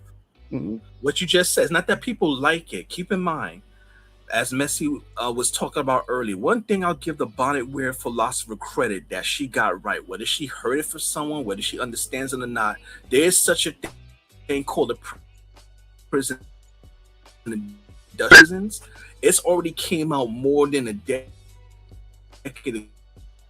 ago that these private prisons, they have contracts with states that the states have to keep a certain percentage of inmates in those prisons. So this is why there's so many laws where things that wasn't once criminal, they can be locked up for. We know the most infamous one being the 1994 crime bill created by then President Biden, when he was a senator, then Senator Biden's office. Now, he didn't write that. Some lobbyists in the prison industry pretty much just handed him that law. I'm not letting him off the hook. He's still a piece of garbage. They handed it to his office. He signed off on it. And then they used the so-called gang violence in the black community. Not saying there wasn't any, but again, this goes back to the hyper focus of demonizing our people. Oh my God, we got to do something. And all that was just an excuse to have these disparate sensitive laws. So yeah, we don't want criminals. We don't want, people that, I'll say the great word, because I mean, no way online, gotta be careful how we speak. We don't want people that are rapists or people that are unalive. We don't want arsonists. We don't want degenerates in our community. But when you look at who they're locking up, Most of the people that lock it up are non-violent offenders. Sometimes people just with no violent felonies, but they keep getting misdemeanors. In some states, that's enough to get you a prison sentence. So it's not about, at that point, we're looking at, okay, this is not about safety. This is about these prisons making profits off these people. That's an undeniable fact. So I'm not just pontificating or ranting. This ties back to what you said earlier about the status quo. There is a financial system behind this. Again, I'm not saying let's live in a Mad Max world where it's survival of the fittest. I'm not saying that. But what I am saying is they do want to lock up as many people as possible. And here's another thing. And this is why I'll give YouTube and Media Man credit. The crime rate across the board in the Black community has actually gone down. There's not as much crime, despite what you might think on social media. The crime rate's been dropping. So you're actually seeing now more Black women going to prison. There's not as many Black men out in the streets as one thinks. I'm not saying there's none, but it's actually been decreasing if you look at the stats. And now they're focusing more on Black women. They said, look, we're going to get these bodies one way or another. We can't get the men. Hey, they equal opportunists, exploiters. We'll lock the women up. And guess what? If they start locking up these ones that's out in the community stoking problems, I 100% support that. Get them up out of here, and the Black community will be much more peaceful. And I'll land my plane there. All right, so I'm gonna rock for a second because I listened to what you just stated. I'm in Texas, and I'm in Dallas County to be specific. So we have a program here which is called Project Innocence. Project Innocence is basically funded privately by a lot of people such as myself and several other people that surround Dallas County that basically fight cases of people that are wrongfully convicted. Now, if it wasn't for programs just like this, there wouldn't be a lot of men and women that have been exonerated from a lot of crimes that they were unfairly charged for. So there are people within the soil of these jurisdictions that are actually fighting for people when it comes to wrongful convictions. So when it comes to your dynamic that you just spoke, when it came to the statistics of them locking up people, they are also freeing people as well. And there's avocation out here regarding that. I don't know what you may know about. Yes, what's going not on to up cut you there off, in bro, the- but I'm familiar with what you're saying. The Innocence Project is a documented fact that Black men have the highest rates of wrongful conviction in the United States. So I'm well aware of that information. Right. So therefore, because of you knowing that there is a project out here and avocation out here regarding that, there's also a reversing that's going on in the background. So if it's just one program that I just gave you regarding this avocation, there are many others as well that can be done or be championed for on a level to where it's like, again, you have to put your money where your mouth is. It can't just be these low micro scale conversations of we just need to do something and change the laws, or we know the system is jacked up and we're not doing anything about it. So for me, I have these conversations daily, and I'm actually on the soil and actually write these checks to be able to do this type of thing. So look, I don't know what level of advocacy you may have within Brooklyn in your jurisdiction and so forth, but I urge you to be able to, if you can get my information from Messi if you would like, when we can have chats about this, and I can help you regarding advocacy within your jurisdiction to be able to make sure that this is not just words that are being spoken. And this is what I come on streams for Messi's like this, is because I want the misguidance to stop regarding how our people operate within society, because they think that it's just no hope when there's a lot of things that we can do to be able to change it. And if you get with people like me that are actually within the soil and so forth, we can be able to change a lot if you're really about that. And I land my plane on that.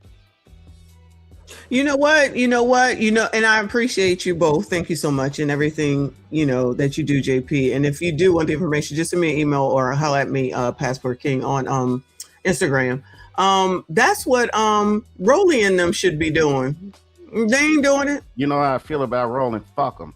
I agree, but that's who everyone follows. The Rollins, the DL Hughley because they so loud and they have the damn platform, and instead of because I always say that people like to listen to who they want to listen to, and they never listen to anything different than what they want to hear. They never learn anything else, right? They waiting for Kim Kardashian to do it.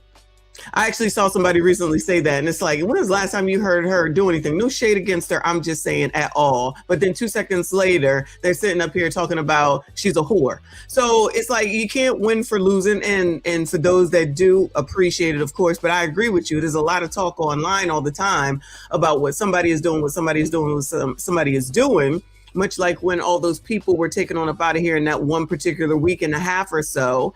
And then it was like, oh, well, prove that Black women do it too. Well, I don't think that that's going to resolve or solve anything. But that's where a lot of the conversation was going. So until there's actually people that's going to go out there, first of all, stop listening to these motherfuckers that don't give a damn, even though they say that they do. Two, people need to stop focusing on Donald damn Trump, because you ain't going to get nothing from him if you don't try to work with him or Biden or Clinton or Obama. If you're not talking to them or anyone, how can you work with someone if you're not talking to them?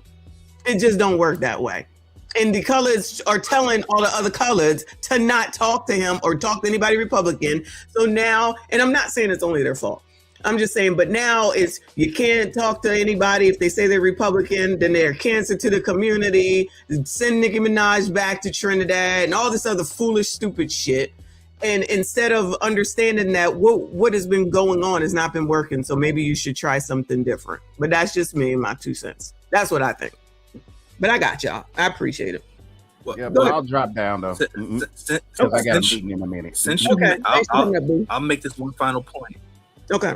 Since you mentioned Roland Martin and what's the other one, DL Hughley, I'm not gonna say anything that you already don't know and everyone don't know. They're nothing more than DNC shrills, just like the Congressional Black Caucus. Their job is to act like they're about solutions, but they're not. And when it comes time, every 2 years, whether it's midterms or elections, try to browbeat us to the polls to vote for the Democrats, so they do nothing for our community. Now, no disrespect to the brother PJ. I heard what he's saying. I agree. But I'm going to add this little nuance. Illegal aliens can't vote. Illegal aliens don't donate to parties. And look at an entire major political party being the Democrats fighting for them. And low key, even some Republicans, because you have what's known as rhinos. Republicans are name only. They may put down Republican, but they're pushing the exact same policy. Well, illegal aliens can't vote. Illegal aliens don't donate to political parties. Illegal aliens don't even pay taxes. Yet they getting all of this. So I'm not just speaking what the brother said. I'm trying to look at the big picture. The thing is, and this is where I definitely agree with him, there are factors, or I should say factions. There are major factions and groups that wants the status quo to stay in place. And we are making changes. Like, for instance, I'm a big believer in the whole delineation movement. Whether people go by Foundational Black American, or some go by ADOS, some go by DOS. And one of the best things about delineation is we're decoupling from the Democrats. People realize, wait, what the hell we voted for y'all for? So you can tell us that you could do nothing for us, but then you're going to turn around and bend over backwards for people that's not even citizens? Like, nah, since you want to fight so hard for illegal aliens, get them to vote for you. Oh, illegal aliens can't vote. Trying to do. Y'all politicians. They're working on trying to get them to vote. That's why they're saying that the Jim Crow 2.0 stuff. They're trying to get them to vote, but legally they can't. That's what that's about. But they're working on it. But they're definitely working on it. They tried that in New York. They tried that in New York about 2 years ago. Well, with Ma'am Danby, you never know. They tried that in now. New York about 2-3 years ago. They tried to pass a local law allowing illegal aliens to vote, and the federal judge came in and said, he struck that down. He said, this is illegal. You can't do that. This is against the Constitution. How can you have people that's not even supposed to be in the country vote in an election? And check it. California is trying the same thing right now. They're trying to pass a bill in that state to allow illegal aliens to vote. Of course they are. Of course they are. There's a lot of them there. It's not going to work. I don't know. Here's what's going to happen. I don't. But here's what's going to happen. Delineation is good. Say that again. I said, here's what's gonna happen. The nation's movement is good. The Democrats do not own our vote. Our ancestors did not die. That's one of the most insulting phrases I ever heard in my life. Our ancestors died for the right to vote. When I hear that, I'm like, what kind of retard says some stuff like that? Are you kidding me? Our ancestors died so we can vote, and we're supposed to vote for Democrats. Well, I don't know who's the retard that came up with that, but I've been hearing that mess. No retard. No retard. Dumb. Sorry, I don't know who the low IQ. So yeah, I don't know who's the low IQ person that came up with that mess, but it's like, wow, that is so insulting. So you mean to tell me that all the ex-slaves and freedmen that fought in the Civil War for our people's own freedom, you're not going to acknowledge them? You're going to say that some great white savior just came out of nowhere, freed the slaves, and like, okay, go vote Democrat? Is that how y'all think U.S. history works? Yes. That's what I'm telling you. Anyway, when that note, let's see. I'm going to drop down. Okay, thanks for coming up. Having me up, and great show. Oh, thank you. Appreciate you, hon. Shout out to both of y'all. Thank you so much for coming up in here. Shout out to all of y'all for hanging in there. But I agree with, they both have good points. All right. So I appreciate the discussion. This heifer, of course, is just once found a new phrase, which most of them did, and just wants to run with it and then figure out a way to make that racist. I think I missed Nightshade. Thank you, Boo. She said, my stepmom told me your father will never leave me for my mother. However, I was welcome at her house anytime. Here, you can take her a plate. My stepmom told me your father will never leave me for my mother. Your stepmom, you saw who your dad married. Okay. Ooh. Okay. Everybody can get along. I forget what that was about, but thank you, Boo. I appreciate you. I'm a little behind. D57 says, in my experience, the community has been more concerned about HBCU homecoming weekend in the fall and graduation parties in the spring than voting. Yeah, it's not typically a concern until for every 2 years, just like they said. It's the every 2 year thing, but there's other things that we need to be paying attention to. I agree completely, and locally, more so important than anything else. Again, those shrills got exactly what they want. Focus on Donald Trump and everything being racist. They got it. They got a hold of so many people, and it's crazy just to sit here and watch. And now to listen to this shit, it's like you cannot hold Black people accountable for anything, even though they need to be held accountable for anything that they need to be held accountable for, including the kids, which I got some crime is down if I'm able to get to it today. Shout out to Reaper. He said 20 people SHOT out Austin last night. Hit the like button, y'all. Sent the email. What the hell is going on with Texas? Y'all are wilding out. What is the problem? I feel like y'all keep having crazy ass stories, and y'all are supposed to be Republican and good, child. I'm gonna need y'all to get it together. I don't know who need to do what is his name? Abbott. Somebody better get it together down there. I'll go over this sweater. I'll make a video about that. Let me go over here to this lady though. Let me get to it. So I actually found this lady on the tube. Her name is Family Still Matters. Shout out to her. She got 29.7 on here. She says Black women are not dating outside of their race by choice. They are doing it by conditioning. So, oh, child. To the stepmom, girl. We gotta have like a girls' night so we can talk, child. That's what we need to do. We gotta figure that out and see what's been going on. The continuation of the show from yesterday. Anyway, so we're gonna listen to her video. It's about 30 minutes. It'll probably take about an hour. I'm gonna speed it up. We've seen this girl right here before, but let me let this video play. Shout out to all of y'all that are still here. I see you. I appreciate you. Hit the like button for me. Subscribe if you are new. I am so effing tired of the amount of emotional labor that comes with dating Black men. I am so tired of the lack of commitment, the lack of support, the lack of encouragement, the lack of money. Like, I don't know what to do from this point on, but I can tell you one thing. My interest in dating another black man is like 1% at this point. They want us to be ride or dies until they get their shit together. And then they don't want to support us in return. They don't want to commit to us. They don't want to marry us. But then they want all the benefits of being a husband without actually proposing to us. I need someone who's intentional in every single aspect. Black women have some of the highest dating standards in the world for black men. A good job, good morals, good character, but it's still never enough. Here's 6, 6, and 6. Don't forget that. What no one wants to say out loud. The same women who turned down a solid black man is now defending a man of another race with none of those standards. She calls it love. And if you dare point that out, you hate black women. But no one's putting that same magnifying glass on them. This isn't about who you love. It's about why the bar completely disappears the second the skin color changes and what that really tells us. If you are a black woman, this video is for you.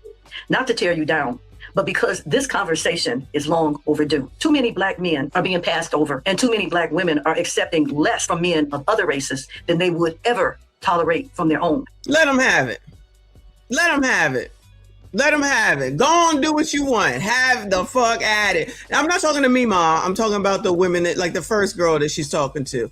Let me not call her Mima, child, because we probably the same age. This is the account owner right here. All right. Shout out to Kofi. He said, girls night, I'll be nosy little brother eavesdropping. It'll be in front of everybody. So you ain't even got to eavesdrop. Shout out to you. So crazy.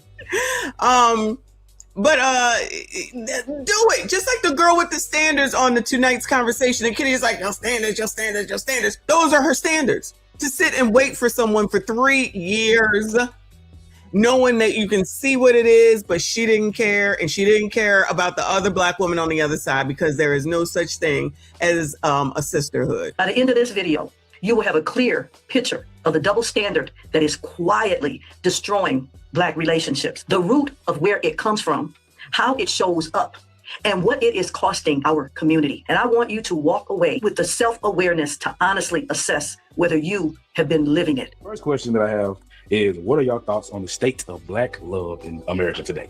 And we will start with Philip. Okay, when you say state, like what you referring to? How basically just an overall. She says, when you say state, what you referring to, girl? Overall general perception of what you see with black love. I feel like love doesn't have a race because me, I'm a black woman, but I love white men. If a black woman keep holding black men to a standard, they never apply to anyone else.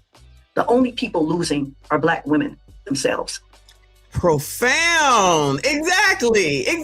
You said, and then I got another video after this, and then you'll accept a abuse. Not that they won't. Some people, let me not say everybody, but some people will accept abuse, like we saw with the Liberty City thing.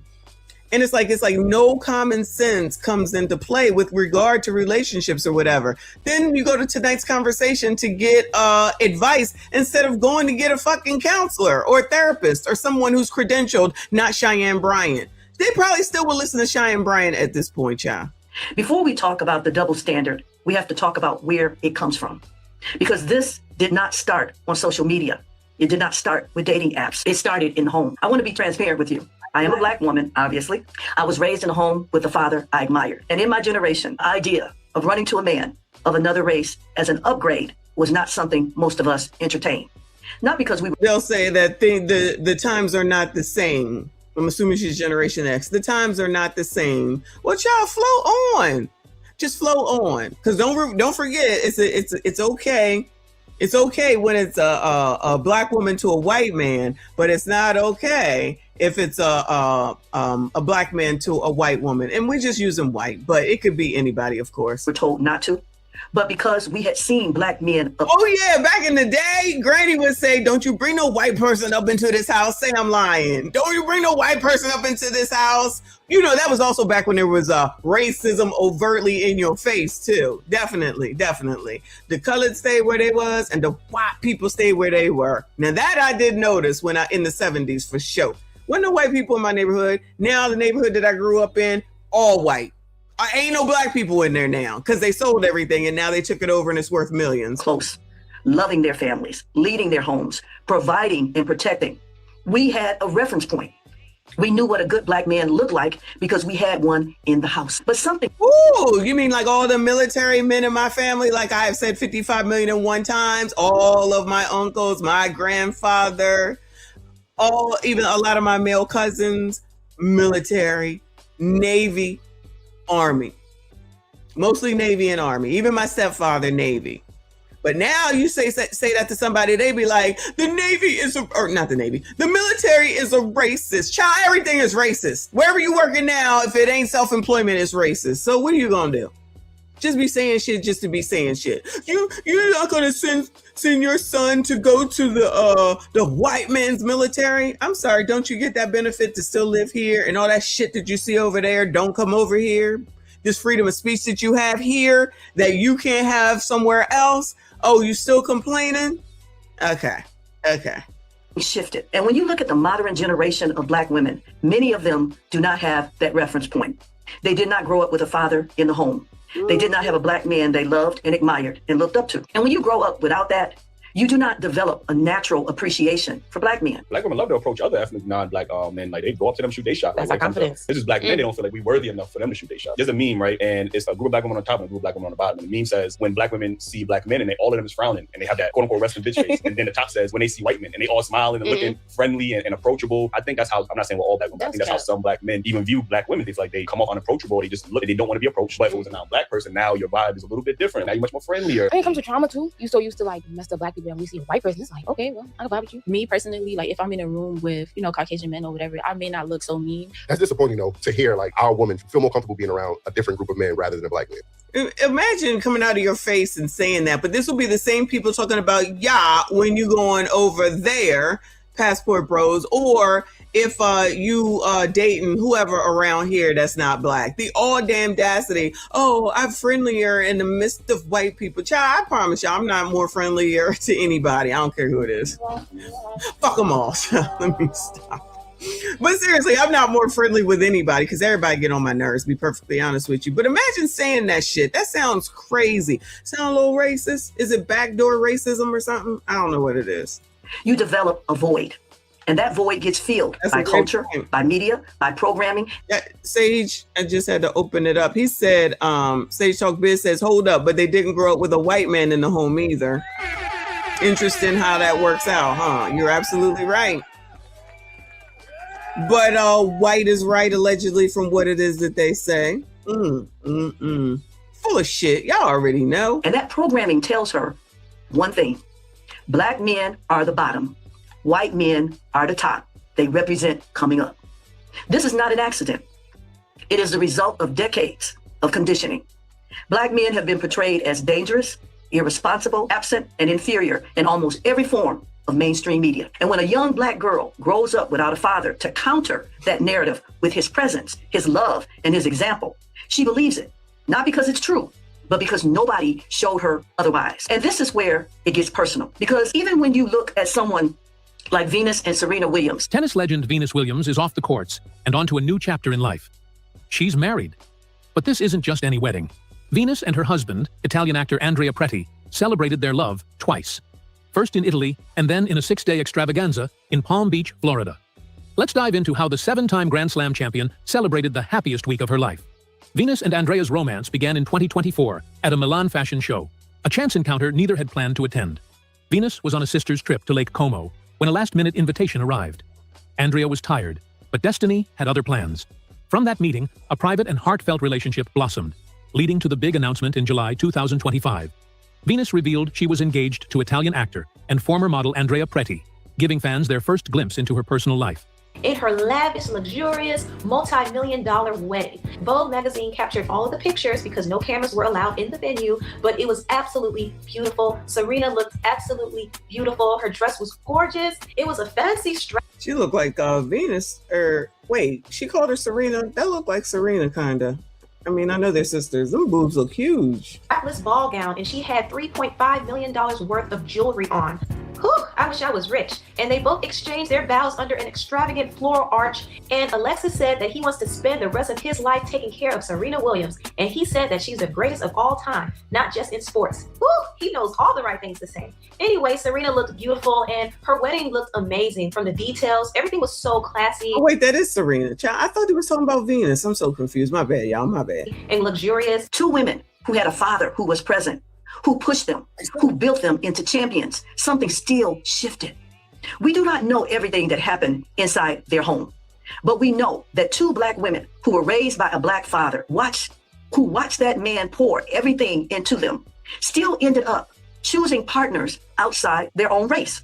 So allegedly, and I don't know they dating history because I could give a shit, but allegedly, from what I have read, Serena tried to date all these black men. Venus was a virgin until she got married. That's what they say.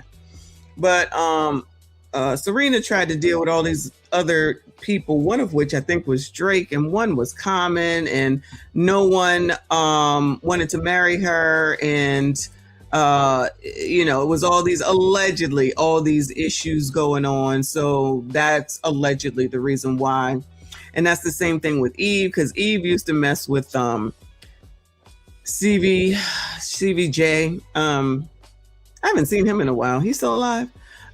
Messing with Stevie J, and he dogged her out, and a couple other people, blah blah blah blah. And so they just went and found white men. Now, me personally, I just feel like I still think it's a class thing, me personally. And you probably should date more on your class than anything. So these people who take on what they see celebrities do think that they should get the same thing, which is why that woman who crashed out about Jamie Foxx, she was sounding like Jamie dumped her and that this was some great offense when he's a whole ass celebrity to do whatever the hell it is that he want to do with whoever the hell it is that he wants to do it with, like he's been doing all this damn time. They don't owe us anything. That go to their movies, buy their music, stream the music, whatever the hell it is, buy whatever it is that they selling. And I think that there's something wrong in the brain to think that just because I buy your product means that you have to think the way that I do. This craziness of recent years of you have to believe in and think the way that I think is wild.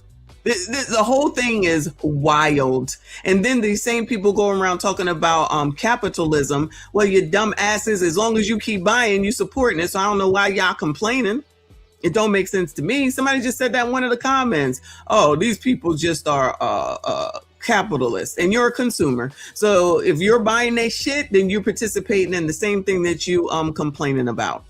Because I ain't heard nobody talk about stop buying while the gas is going up and all the prices of everything is going up. I ain't heard nobody, and I don't mean Jamal. I don't mean Rolly. I'm just talking about overall, period, point blank. Stop purchasing. Nope, none of that. Y'all out here, not y'all, you know what I'm saying. Y'all out here looking for an Audemars watch that looked like a fucking plastic piece of shit that came out of the damn Fruity Pebbles. And y'all think that that's going to do what exactly? Oh, it's for resale. No, it's for bullshit. It's for bullshit. That's not what people do who are trying to change their financial situation. I don't give a fuck who you listen to. Ain't no financial person going to say that that is a good investment to do shit in. Take that damn money that you have for that and pay a fucking bill or save your damn money, since everyone is one, what do they say? One car repair away from bankruptcy. You better say that stupid $400, $500 for that shit, but whatever. Do you have at it? Same shit, different day. Thank you, Nick. He said, I've never heard old black women go after Maya Angelou for her 3 marriages to white men. They still put her on a pedestal. Venus, Serena, Eve, Kentanji, Bueller. Yeah, we went over this the other day and y'all listed all of because the woman was saying that Jamie Foxx is the coon, of course, because whenever people in the community don't do what people in the community think that they should do, all of a sudden you're a coon. So because Jamie Foxx has got his 3rd woman pregnant and she's white, now all of a sudden we shouldn't support him anymore. First of all, bitches, you don't ever tell me where I spend my money. Let's start at the top. Please understand and know, just because y'all want to pocket watch people that you don't know and you find yourselves all engulfed in their lives of people you don't know, of if something happens to you, those people won't do shit for you. And you think that you're going to sit up here talking about what somebody else needs to do and people need to. No, you do you. We will do us, and everything will work out the way that's supposed to. So if you want to waste your time pocket watching all these MFers and still complaining about people who got all this money and all these CEOs got all this money, that's your damn problem. Pay attention to your fucking wallet and stop worrying about theirs. And the only thing that anybody can do is stop fucking consumerizing, but y'all not gonna do that. So y'all should shut the fuck up. I don't give a damn that y'all allegedly stopped going into Target. I don't give a damn about none of that. You ain't gonna stop since you can't stand Republicans and you can't stand Donald Trump. I done already named it for the umpteenth times, all the things that you support that support them.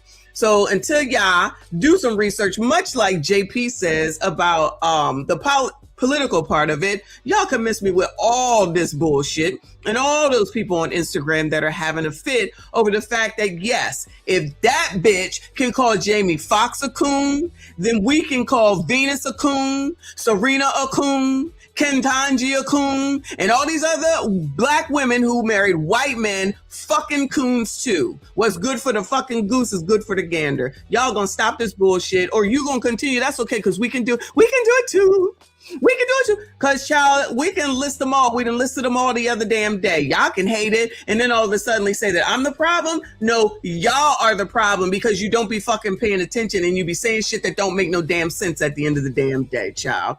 Misses me with that bullshit. Thank you, Nick. I appreciate you. Shout out to D57. He says white men don't have to be tall. Most of the time they ain't got to be cute. I'm not talking about Venus's husband. I'm just saying this next story that I got, this next video. Woo! That bitch looked like he came straight from the wolves or something like that. Child, they just be taking any old body. But yeah, y'all, you sassy straights black must have all the standards, okay? You must have all the standards. Good morning, Uncle Rick. I appreciate you. Boo, he said all the pores. Fake pores, lining up for us, watch, but riding on 2 spares on a car with 29% interest. Exactly. One car repair away from bankruptcy and non-existence, but worrying about what somebody else is doing with their daggone money. Child, if these people don't go to hell, tell it to somebody who don't know, those that don't know shit about money and finance, because that ain't me. And that tells us that the father factor is powerful, but it is not the only factor because the world also got to them. Decades of being ridiculed, mocked. Serena hates to lose, and she got to learn that in this sport you're gonna lose sometime. Just seeing what their dad did for them and seeing, like it was for Venus. Venus was the one that they were pushing, to become this huge tennis star, and Serena was right there behind. Serena and Venus were playing in, I think it was Indian Wells. They get booed. It's an amazing sound here. An American crowd booing an American family. And you have to say that it does smack of a little bit of racism. And belittle. A lot bit of racism, especially when they came out. Abso-fucking-lutely. For being naturally black and beautiful, left a mark that even a good father could not fully erase. When a black woman does not see value in herself as a black woman, she will not see value. Let me pause you, Mima. But listen, I ain't got no problem with who Venus and Serena marry. I don't have no problem with who Jamie Foxx gets pregnant. Name my business. I don't give a fuck.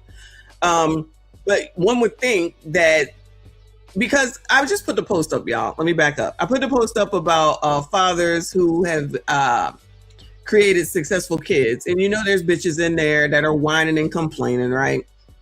But Richard Williams, obviously he was the one that was the backbone. And even Joe Jackson was the backbone, because y'all know that they mothers was not going to push them the way that a man would push them. Just like the man that we saw on Instagram getting his son to put the bike up, and the mom talking about, I was crying, bitch, fuck that. Ain't nothing to cry about. He need to learn how to clean up after himself. He need to learn discipline. He need to learn how to figure shit out. He need to understand that shit might be hard, but what is it?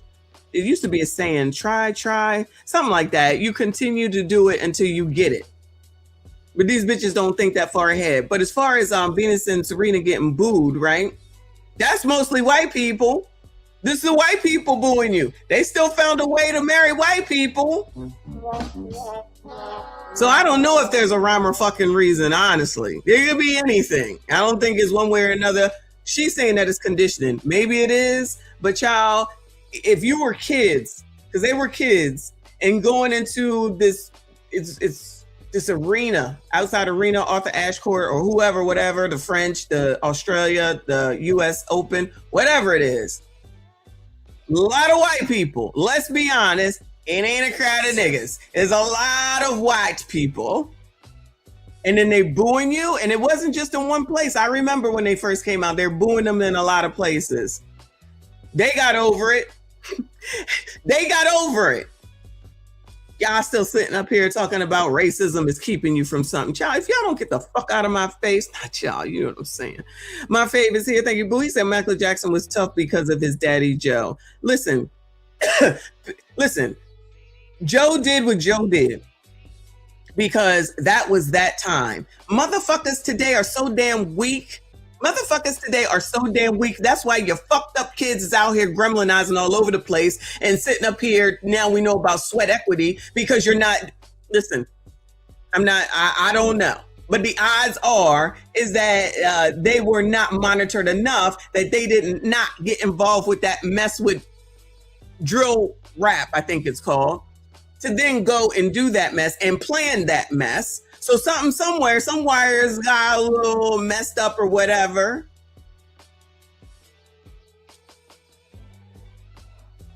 Maybe if you had some Joe Jackson in you or some, what is his name? On Good Times, James Evans in you, then maybe something would have been different. But Black people, and I'm not saying that beating kids severely and stuff like what we saw with Penny on Good Times, I'm not saying that that's the right thing to do. But y'all, ass whipping every now and again will keep your fucking kids straight. I don't care what nobody say. You got to be able to have that eye, which is what we had, where there was a look or it was a stern voice, but you knew you better calm the fuck down or I will beat your ass in the store or whatever it is. There's nothing wrong with a little bit of being scared of your damn parent. That's their fucking job.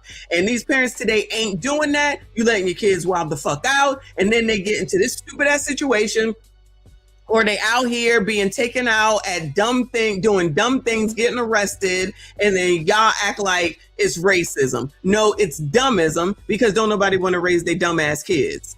And then we supposed to feel sorry and fuck them kids. Left a mark that even a good father could not fully erase. When a Black woman does not see value in herself as a Black woman, she will not see value in a Black man either. The two are connected, and that is what we have to understand before we go any further. Now let's talk about the standard, because once that programming is in place, once a Black woman has been conditioned to see Black men as inferior, the standard she sets for them stops being about genuine requirements and starts being about justification. The list for Black men is long. He's got to have a job, a good paying job.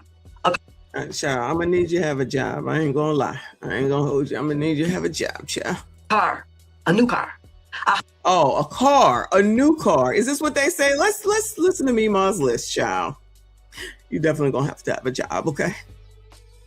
But that isn't that just a given? Like when people do be saying that, it's like, he got to have a job. And in my mind, I'm like, are we in high school? I would certainly hope a motherfucker has a job that you don't have to list that he got to have a job. Child, it's me. I know. Starts being about justification. The list for Black men is long. He's got to have a job, a good paying job, a car, a new car, a house, ambition, spirituality, tall, good looks, no kids, good credit, emotionally available, not too clingy, and still somehow strong enough to feel safe. And there is nothing wrong with knowing what you want. But the problem is when a Black man actually meets every single one of those requirements, it's still not enough. As we have witnessed on tonight's conversations. Man paid all the bills. She won all the bills. I own all the bills. And all of a sudden, it's not enough because you're, what was it? Emotionally, something bullshit made up term because y'all bitches believe in these new bullshit made up terms. Look it up in the fucking dictionary, okay? Because y'all don't be knowing what shit means and a lot of this shit is just made up. Then she goes, because her mama told her to go get a sneaky link, another new term that y'all done made the fuck up. And she goes and does it. That dummy goes and tells the other one, and then she loses it all. And now she mad. How you mad? You did that shit to your damn self, you dumb bitch. You thought that there was more and more and more because y'all don't know what satisfied means. Y'all don't know what enough means. Y'all don't know how to be happy and be calm and be satisfied and know that you have. Y'all don't even know when you've won. That's the funny part. Y'all don't even know when you've won because you're too busy looking at other people, specifically celebrities, and then you think you should have that. And then you keep going, you fuck it up, and then you get back down to nothing. And then that's when it's man hate, man hate, man hate. Or you never had one anyway, probably because you got a funky ass attitude like she showed earlier from Daily Wrap-Up Crew. Shout out to the Daily Wrap-Up Crew. Because you're too busy looking resting bitch face. And then when a white man come around, you smile. That is the craziest shit. Don't worry, this face is the same no matter who's around, because I don't like nobody. Shout out to Jay. He said he gotta be tall, girl. Do I still have that? Look at you.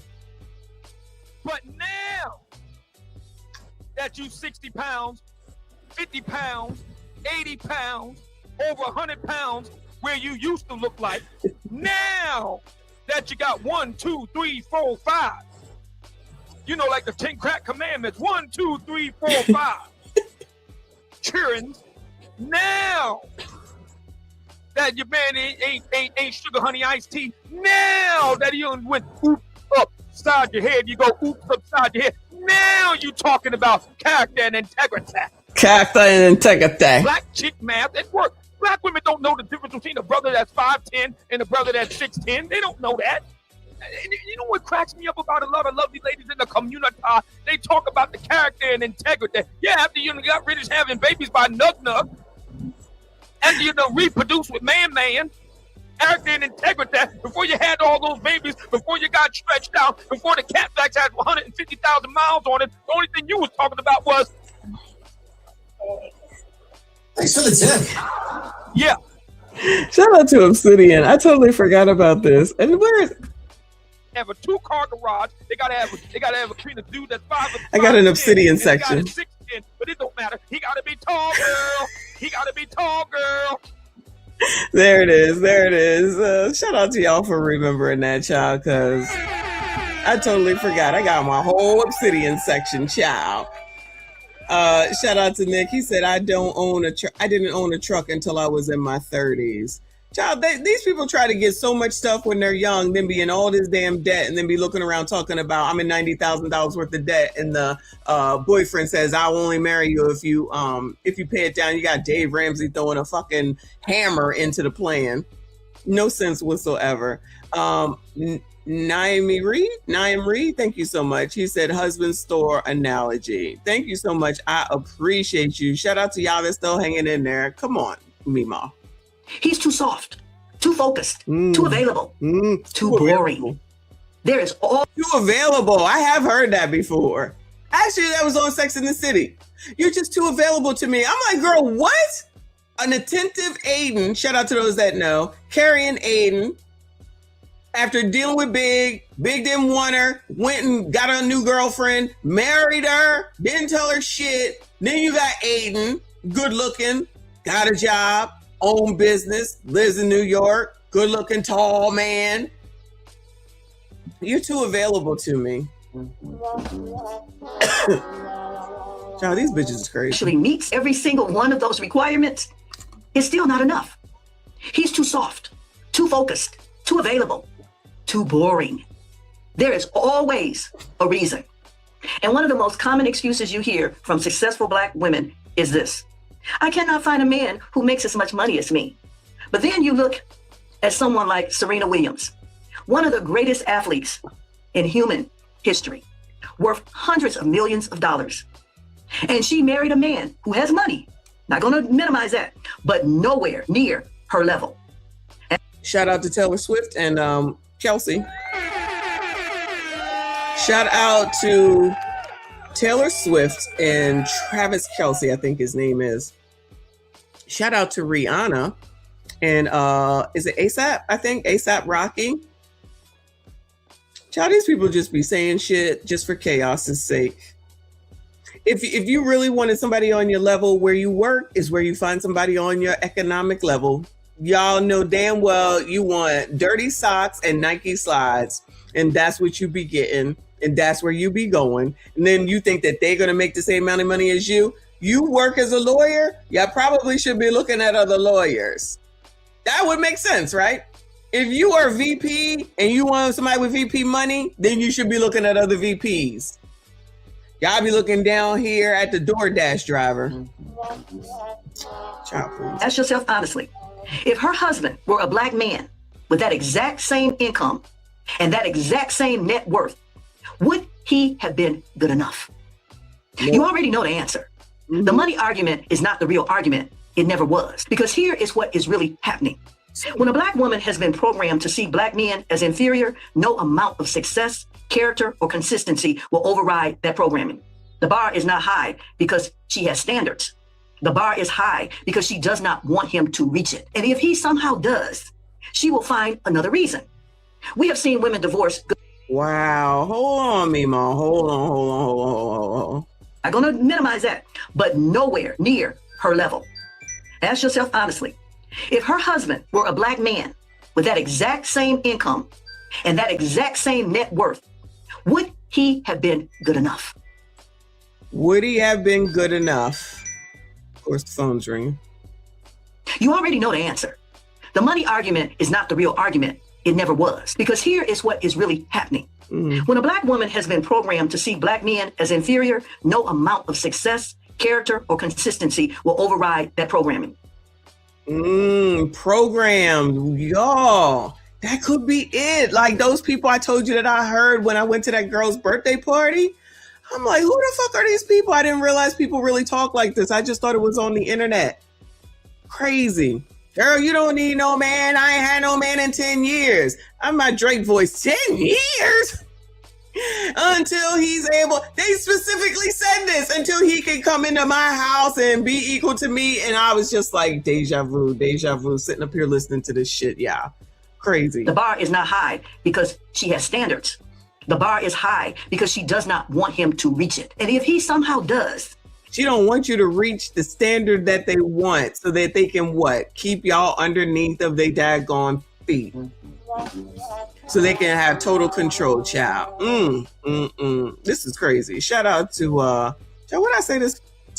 I'll drop it at the end. Thank you so much, Kofa. He said, I mentioned it before. I have a friend who played for the Lakers, 2-time champion, good money, good father, 6'9". Exes, black and white exes, took him through hell in family court. Not enough is a norm. What was she looking for? What is she looking for? Whatever. That's crazy. Not enough. What's left? Oh, had to be over there in Saint Tropez with George Clooney or something, maybe. That's wild. That's crazy. Thank you so much. I appreciate you. Reaper, I appreciate you. Hold on. Oh, I'm on the wrong thing. Hold on a second, y'all. Y'all hit the like button for me. Subscribe if you are new. Whoops.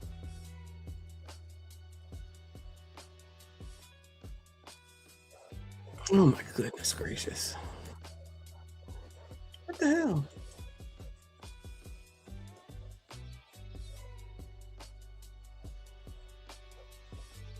All right, I have to come back to it. Sheesh. she will find another reason. We have seen women divorce good husbands, faithful men, providers, men who showed up every single day and struggle to give a reason that makes sense. Because the real reason is not something they are ready to say out loud. If the bar keeps moving every time a man gets close to it, that is not a standard. That is an exit strategy. It's a way to get out of connecting with your own. Now, here is where the double standard becomes impossible to ignore, because that same bar that black men could never reach, it does not just move for other men, it disappears completely. There are black women in relationships right now with men of other races who do not have a job, do not have their own place, do not treat them with basic dignity, and they will defend those men with everything they have. A black man who asked her to cook dinner is oppressive, but slavery. And the amount of people that agreed, there was a whole divester video where they was like, oh, Leslie Jones was right. Leslie Jones ain't even made it to the altar. How the fuck does she know anything? And neither was the bitch that made the damn video. So how the hell do you know? How the hell do you know anything about anything if you ain't never done it? Okay, keep listening to these dummies. It's just easier just to listen to these dummies than to sit up here and be an adult and make your own adult decisions by yourself and stop taking on other people's traumas. Shout out to the kosher clinician who said that this shit is basically trauma bonding.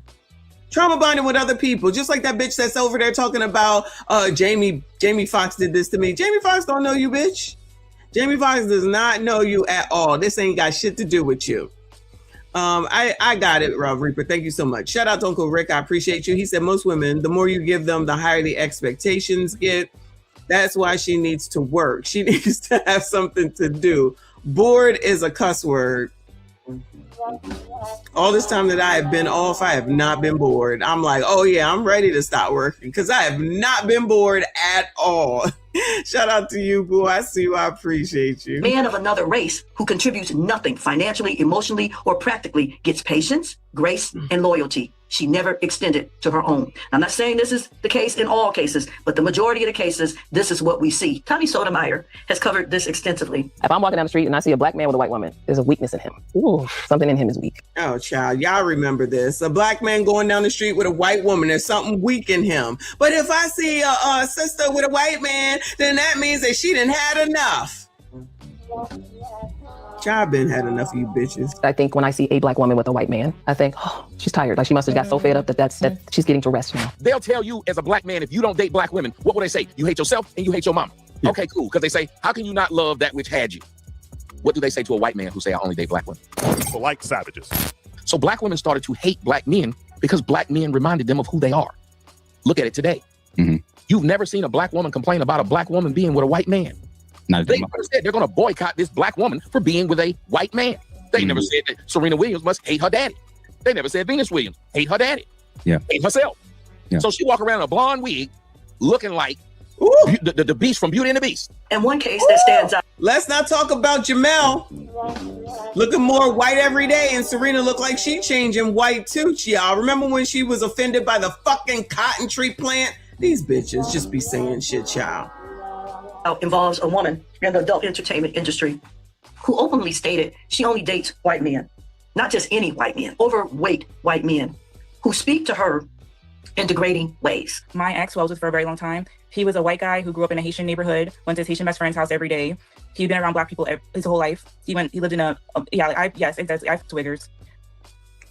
The super chat or the whatever says she F's wiggers, white boys who want to be ninjas. She knows the white boys she dates don't qualify for a decent Becky. Child, shout out to me for knowing to not be around these people. Already known. This sounds ridiculous. And white girls probably wouldn't be interested in that. That's true. I put it up when they send me money. When they send me $5 or more, I put up the comment. Go ahead. Yeah, no, it's true. I did. And I have, but I'm more comfortable being with someone like that. I mean, as long as they're providing and they're a good person, I'm more comfortable being someone like that than someone who sees me as a fetish, will never bring me home to their parents, has some deeper. And I've been with a guy who his family was deeply, deeply racist. And it also reflected in him, and the relationship did not last long. Because he just wanted to see what it was like. I slept with a fat. And actually, I showed him attention because he had a good background and family and stuff, but he was just a bigger guy. And I think as women of color, we're more accepting to a bigger guy. The white people want everybody to be skinny, super skinny. Nobody's thick. So he never got a lot of attention from. He said the first time he got real attention from women is when he went to Magic City, Atlanta, and he's a white boy from an all-white neighborhood. Like the brokest ass, regular looking white guy. There was a white guy that came on my show, and he said, I am a below average looking white dude. I get to f as many black women as I want. He said because they're attracted to the white skin. It makes you different, right? And it.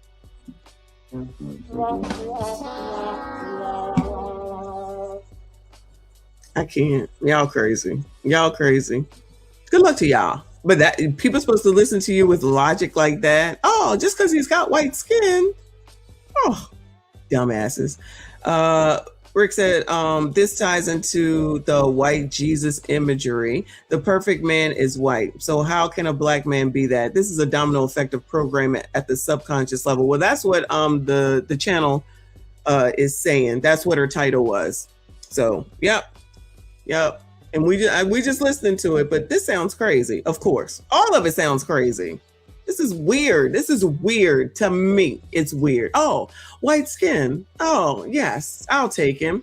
Who cares that he's fat, ugly? Look, that explains why they looking at these swamp.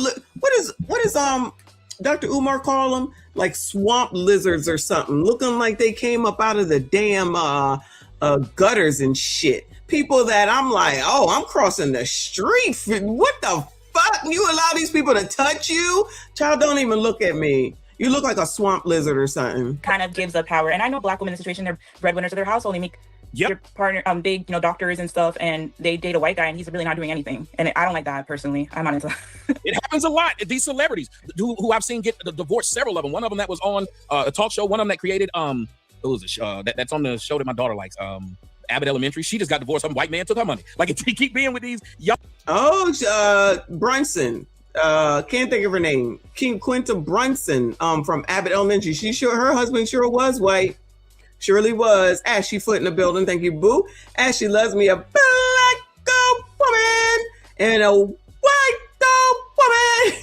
Okay, and all right, Asian or Hispanic woman too. All right, any woman who can give me citizenship. I ain't picky. It's so crazy. Thank you so much, boo. I appreciate you. Oh, will make a black dude like me have to go through hell, show your money up front to get something done. But this white boy be able to get put on credit. You'll f him and let him pay you next week. You take his word for it. You'll let him tell you, I got a camera, we can make some money. I said this black girl now called the King of Queens, Queen of Kings. She with this big old white dude, and when she got mad at him, because she had lied and told everybody he moved her to Hawaii and that he bought her the Range Rover. Come to find out, when she got mad at him, she told the truth. That she said all that to big him up online. You mean to tell me women lie? What? News at 11, Shy. Because she didn't want people to know she was with a broke ass white boy. Oh, but don't forget, believe all women, child. Believe all women. You sit there and talk crap to black men. We got to work our ass off. She made it her mission to make a man feel special, that women in his own race would not look at twice. Women of his own race had already passed on him, and she stepped in to pick up what they put down. She did not want a man her own people valued. She wanted the one the other people rejected. And if a black man with that same size, same income, same mouth approached her, I'm talking about that disrespectful mouth, she would not give him 1 second of time. Help me make that make sense. Because what we are really seeing here is not love. It is not even preference. It is self-rejection dressed up as a dating choice. When you specifically seek out a man that his own community does not want, that is not coming up. That is a... Oh my God! That's how all those crazy people got into these crazy situations. Remember the one that brought the dude over to her house? Then she allegedly just died in her sleep and they let him go home. I forget that one's name. Then there's the one whose body, I don't know if they still found all the parts. Child, that's why y'all with these chicken gizzard looking motherfuckers. Just because. Wow. Oh my God. Wow.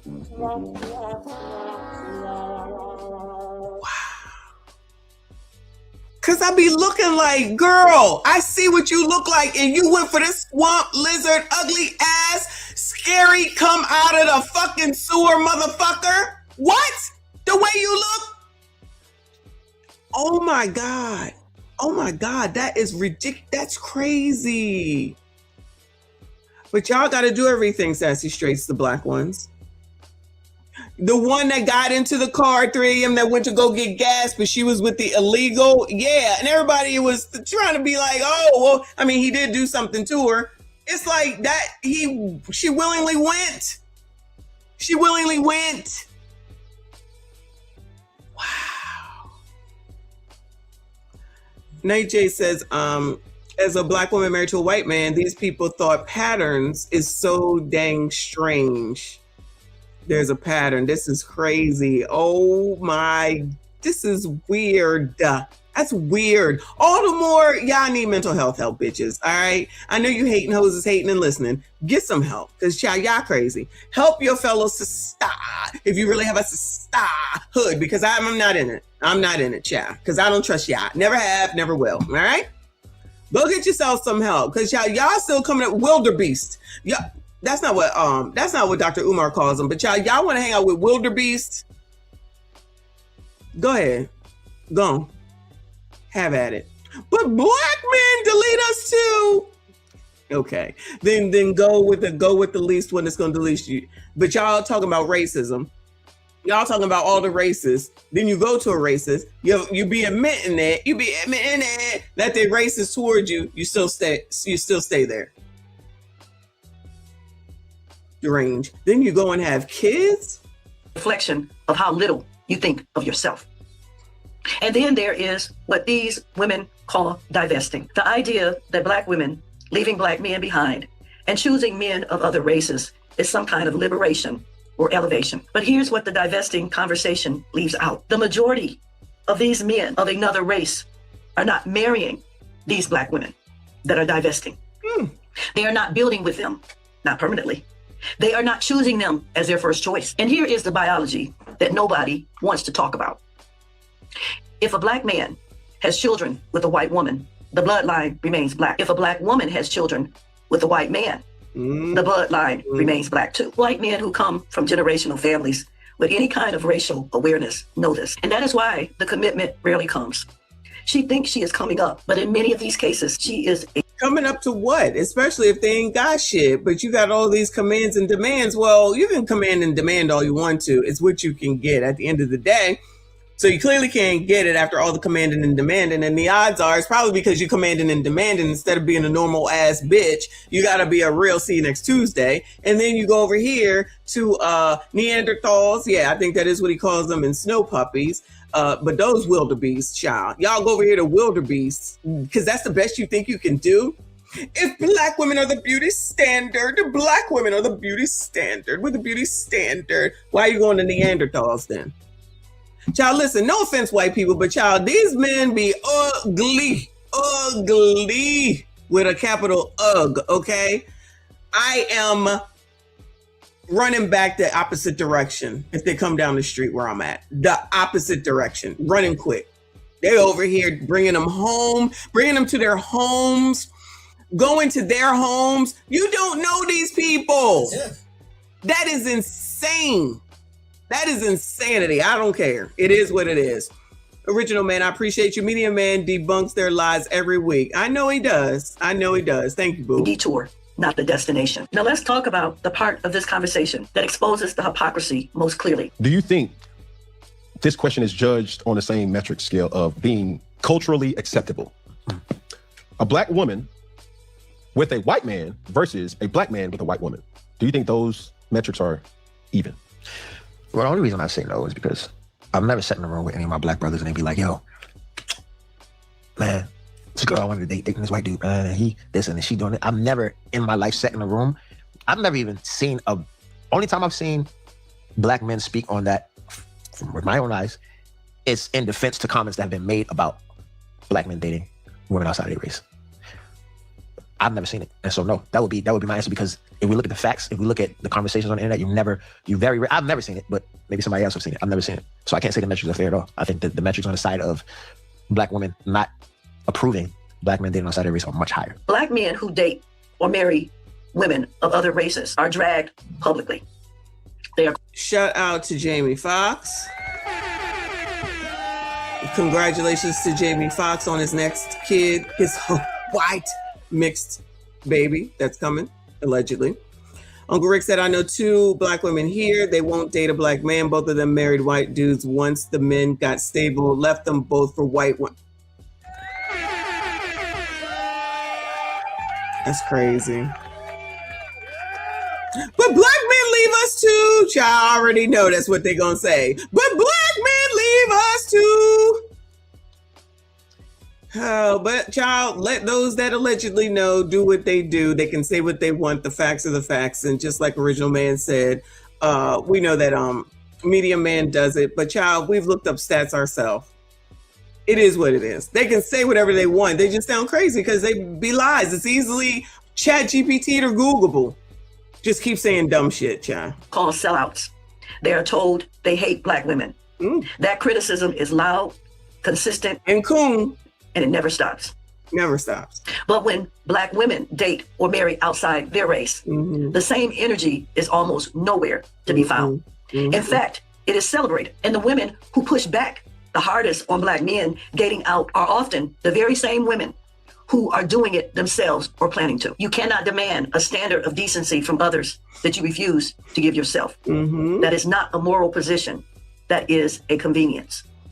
And when Black women are directly asked about their choices, why they don't date Black men, why they left a good one, why the standard changed, the answer is almost never honest. It is always a deflection. What a surprise, because that never happens, child. Black men are not interested in me. Black men are not attracted to me. It always circles back to something the Black man did or did not do. But we are not talking about Black men right now. We are talking about you, ladies. Your choices, your standards, your reasoning. Own it. Some Black men will openly say they prefer women outside of their race. They get criticized for it, but at least they're honest. Black women who shout out to y'all for your honesty. Your sassy straights. And the Black Seinfeld, I see your comment. I call them coons. I call them coons. All of them coons. Coons! And they are mad at me on Instagram for it. I don't give a fuck. Think that hypocrisy? I'm like, all them people over there commenting all mad because it's only a short of the whole video where we were naming all the Black women who married who married white men. And y'all was listing them, child. Y'all knew them all and continue to list them on Instagram. And I'm just like, so y'all just gonna get mad at what the fucking truth is? But I didn't see nobody saying, girl, you shouldn't call Jamie Foxx a coon. How you gonna call Jamie Foxx a coon? And then sit up here talking about, you go get the white people to get your money. Child, he done got everybody's money already. Jamie Foxx done been crossed over. I don't know why y'all so so hard-headed when it comes to crossing over. Y'all too busy worrying about white, and the rest of us be worried about green. Y'all continue to stay where you are, though. Y'all do your thing, child. Y'all do your thing. Feel the same way, will not say it because they want to hold on to a pro-Black identity while quietly living a completely different reality. And ladies, that's not strength. That is avoidance. Let's stop deflecting and answer the questions about ourselves. I want to bring this home now because this is not just about dating. Shout out to her. She doing it good. She doing good. Preferences. This is about what happens to Black families, Black children, and the next generation when this pattern continues unchecked. There are Black women who do not want their children to be dark-skinned, who do not want their children to have natural hair, who are choosing partners based upon what their children will look like. And when you go back to Venus and Serena, two women who were publicly mocked and belittled for being naturally Black and beautiful for decades, you start to understand where that comes from. That pay. She might have a thing, because, child, let's not act like, we didn't see what they look like, because there was enough Black people talking about Venus and Serena as well. Let's not act like we didn't see it, know it, and witness it. And then you had the white people on top of it. I can see where she's coming from. They don't want their kids, because you seen Serena's little girl, cute as a button, light bright and damn near white. And want to have some mixed babies, so they ain't got to go through it. They ain't got to be called looking like an ape and all those other things that they said, having the nappy hair. I see it. Mima knows. Mima knows. Thank you, honey. Said even Serena celebrated Jamie Foxx cancel. Ain't nobody canceling Jamie Foxx because he's racist. Don't even know how to racist right. Can he at least racist right? Can the colors at least racist right? It is real. Being told your whole life your natural features are undesirable leaves damage. But choosing a partner to escape your own reflection is one of the most heartbreaking forms of self-rejection there is. And it passes that rejection on to the next generation. I grew up in a generation that was closer in proximity to what our ancestors endured. We understood viscerally, meaning in our bones, in our guts, in a place deeper than thought, why submitting yourself to the very people who had oppressed your people was not a come up. It was a step back. Not because white people were bad, but because we knew our own value. We did not need to be validated by proximity to whiteness. We had fathers who showed us that. The modern Black woman who has been raised without that foundation, without that father, without that mirror of her own worth, she has been left vulnerable to a programming that tells her everything Black is inferior and everything white is superior. And until we address that root we will keep having this surface conversation about standards and double standards without ever getting to the real answer. Black women, you deserve better than what you've been programmed to believe about yourselves. And Black men deserve better than being the only ones who have to prove their worth before they are even considered. When you see that, it stops being hard to understand. It becomes heartbreaking, and heartbreak requires healing and not more programming. Here is what I want to leave you with today. The double standard that Black women apply to Black men is not random. It has a root. It was planted by absent fathers, watered by media conditioning, and grown in the soil of self-rejection. And until Black women are willing to look at that honestly, not— Yeah, well, you just said willing. That's the problem. At what the Black man did or did not do, but at what was done to them and what they have accepted as truth, nothing changes. Good Black men exist. They are everywhere. But if you have been programmed not to see them, you will look right past them every single time. And if you keep the bar impossible for the man who looks like you and invisible for everyone else, you will spend your life wondering why you cannot find what you are not actually looking for. This is a conversation our community needs to have. Not with anger, not with blame, but with honesty. And honesty starts with the look in the mirror. And before I close, I want to say this. I have no objection to interracial marriages. I don't care if a Black woman chooses a white man. I don't care if a Black man chooses a white woman. What I do care about is you making your choices based upon honesty and truth, not out of self-rejection, not because you have bought the lie that a Black man is inferior. And I know that this doesn't apply to all women. So I want to make it clear. I made this video because this is a problem we skirt around. We talk about interracial dating. We talk about it, but we don't really get down to the nit and the grit. We skirt around certain parts of it. We only do what's comfortable.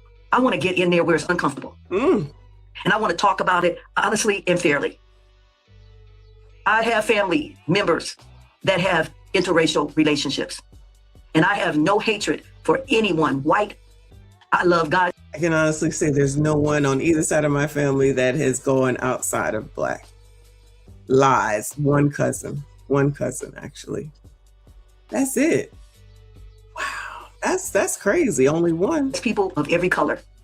But I'm here to heal this Black community of self-hatred. And the only way I know how to do it is have honest conversations like this. And I want to say, if this video made you think, I need you to do 3 things. Like this video, share it with someone who needs to hear this conversation, and leave a thoughtful comment below. I want to know what you think. Nice. Shout out to Mima. Shout out to Mima. That was good. That was good.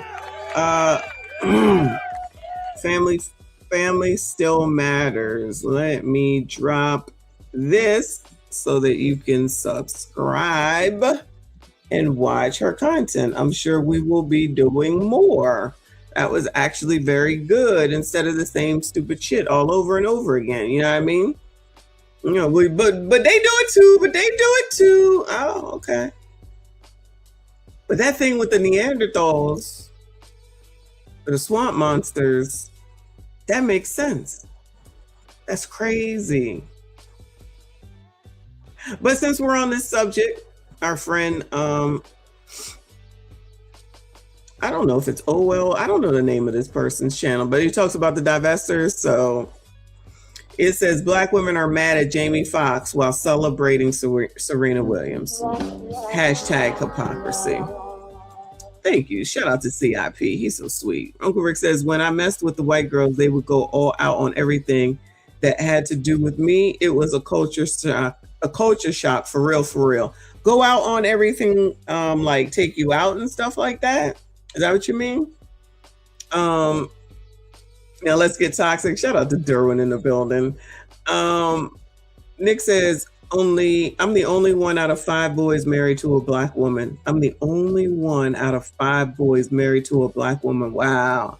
There's a lot of whites in my direct family. My mom's grandpa was white.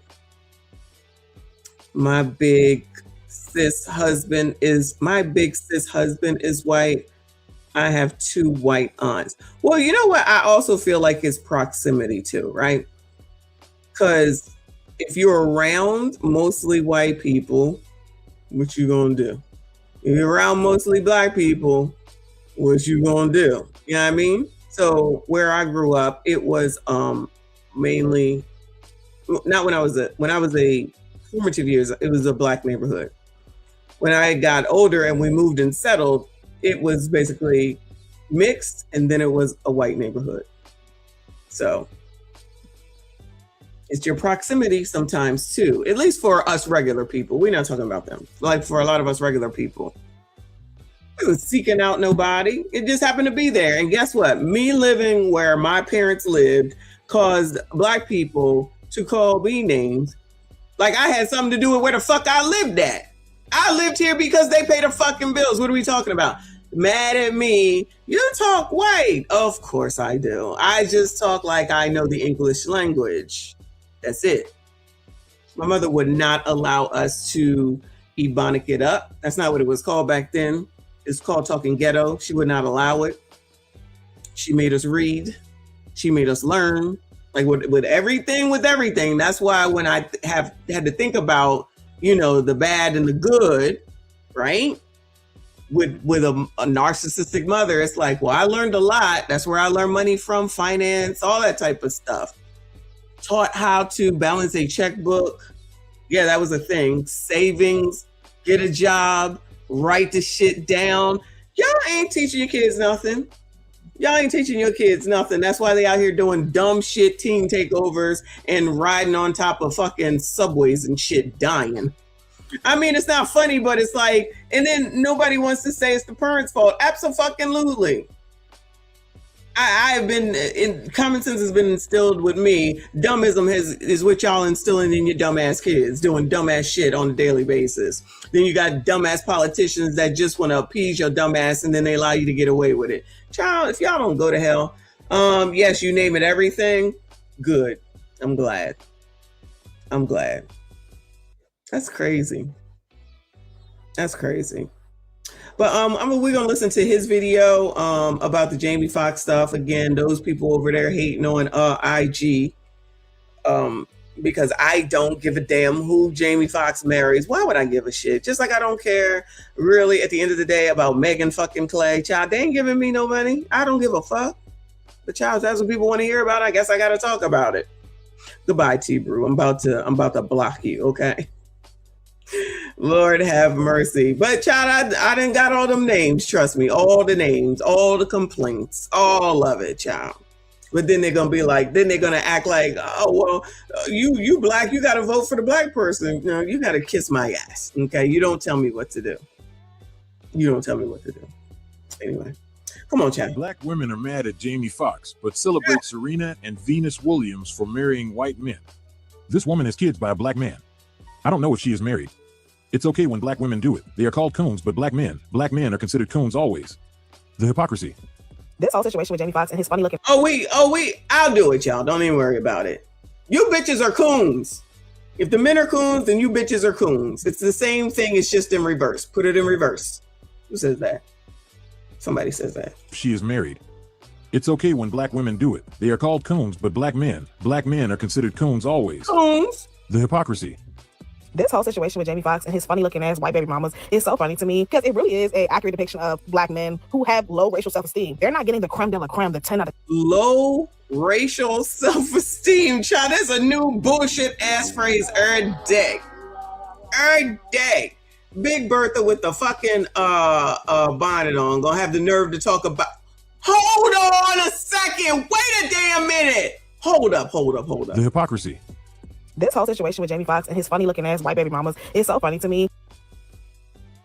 I know you fucking lying. Bitch, are you fucking kidding me right now? Let me get this picture, Chad. Hold on. The nerve and all fucking damn audacity looking like this, child. Looking like Biggie's younger sister or some bullshit like this. Because it really is an accurate depiction of black men who have low racial self-esteem. They're not getting the creme de la creme, the 10 out of 10s of the... Is she the creme de la creme? Gentlemen, sassies, black. Is, what is his name, child? Is Rerun's sister The creme de la creme. Any of y'all interested, Bueller? I promise you she ain't got no fucking man. She ain't married to nobody. Anybody? Bueller? Anybody interested? Bueller? Reaper? She might have kids though, allegedly. Talking about the creme de la creme looking like this. White community. They're not. Like, his most recent baby mama, she's 30 years old. And if I'm not mistaken, she is a year or two younger than his oldest daughter. Gross. She's not that bad looking. I mean, now it's a problem because she's younger. Jamie Foxx, how old is he? Probably 50 some odd years old. So y'all still upset about this shit? Maybe because you act like this. Shout out to Mima on the Family Talking where she just said, maybe that's the problem. Your nasty ass, funky ass attitude and the fact that you probably like, child, she might be two of me. Child, she might be two of me. At least 1.5 of me, okay? Talking shit, talking about creme de la creme looking like this. Seriously? Maybe she probably don't know what creme de la creme means, child. She probably think it's some shit you put on top of ice cream. Yo, it's so hot. Why the air conditioner acting up? Another freaking service person has to come over here. Which reminds me, they better come over here and fix this damn wash machine. Issues over here, y'all. Issues. she's very regular, a solid 6 out of 10 if you ask me. But the other one. So, man, what is your number? What do you think? Hold on. Let me get this. What the hell you think your number is? Let me just get her this time. Woo! Rerun's little sister, the nerve. Especially this one in the middle, child. Like, this is diabolical. And it just goes to show that when it comes to black men with low racial self-esteem, the only requirement they have for these women is to be white. That's it. At least Eddie Murphy, he got him a white woman, but he got an attractive white woman. You can't take that away from him. Hell, look at Usher. He got a chocolate white woman. Eddie Murphy has a chocolate white. Goodbye. He has a what the fuck is a chocolate white woman? What the hell is that? She's over here saying shit. Oh, Lord, help your people. Listen, the last white girl look a little bit better in this picture, child, because that was the picture we saw the other day, child. She was a mess, but she still looked better than Rerun's little sister over here. Rerun's little big sister over here. Rest in peace to Rerun. Fred Berry. Usher got an ugly ass, funny looking white woman too. It's weird. Umar said it best. The funny looking black woman. Gonna talk about somebody being funny looking. They have for these women is to be white. That's it. At least Eddie Murphy, he got him a white woman, but he got an attractive white woman. You can't take that away from him. Hell, look at Usher and his bumps. Usher got an ugly ass, funny looking white woman too. It's weird. Umar said it best. Usher has a white woman. Usher got a baby mom or something. I know the black woman he was married to. He got a white woman. I didn't know that. Black men typically get the white women that white men don't want. Point blank. The nerve when y'all get Neanderthals. When y'all get Neanderthals that look like they about to take you out and bite into you and eat you, and not in the good way. Not in the good way. The nerve. Wow.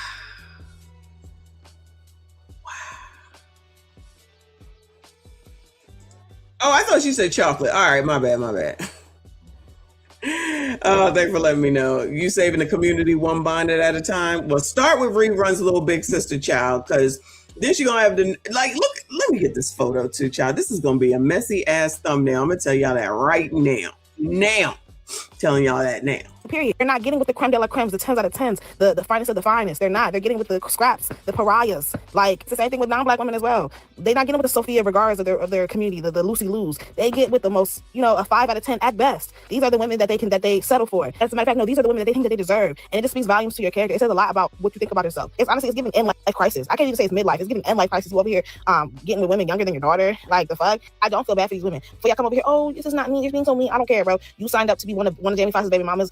I believe that his daughter just got married. Wasn't it to a white man? Didn't Jamie Foxx's daughter just get married to a white man? What's her name? Corinne? I believe her name is Corinne. They used to do a game show together. I love game shows. Corinne Fox? Jamie Foxx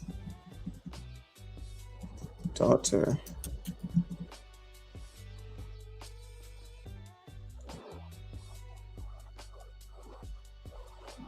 She's beautiful.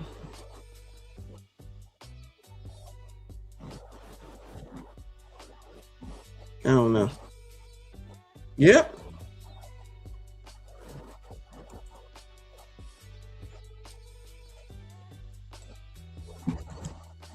Were they upset about this? Were they upset about this? Did they have anything to say to Corinne Fox? Over here bearing her white man.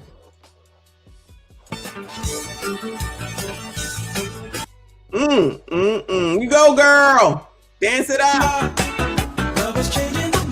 Oh, over there dancing. Yeah, child. Do your thing. Nice. Child, y'all over here on TikTok in bonnets, big as all the fucking outside, half fucking naked, looking at fucking celebrities. You're never gonna achieve near none of this. Because you're too busy hating. What did Chris Brown said? You can't even get in. Y'all can't even make it. You listening to Leslie Jones. Y'all listening to Leslie Jones and reruns Little Bigger Sister, taking fucking relationship advice from, talking about some damn body else. And you can't even make it your damn selves. Corinne over here with her, what, man, happy AF. Y'all ain't got shit to say. Y'all talking about her damn father.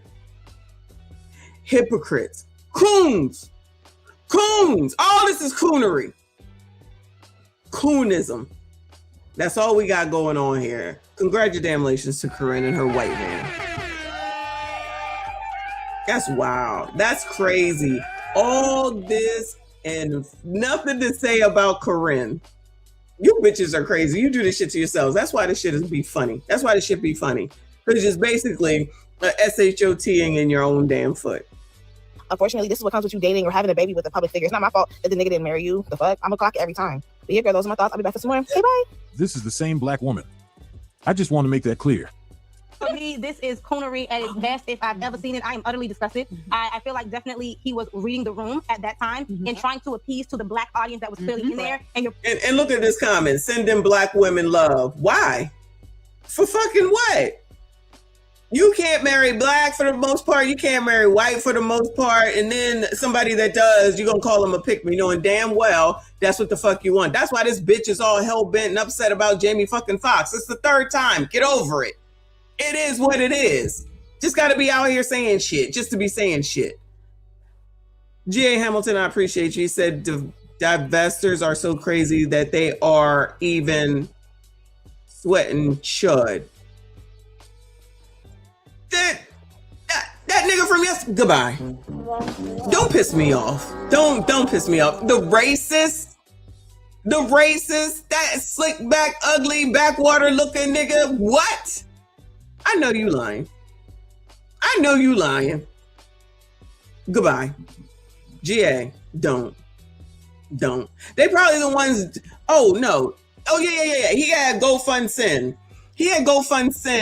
And then the blacks is upset because the racist is giving them money. And you know you bitch ass ninja ets out there giving money to Chud the racist.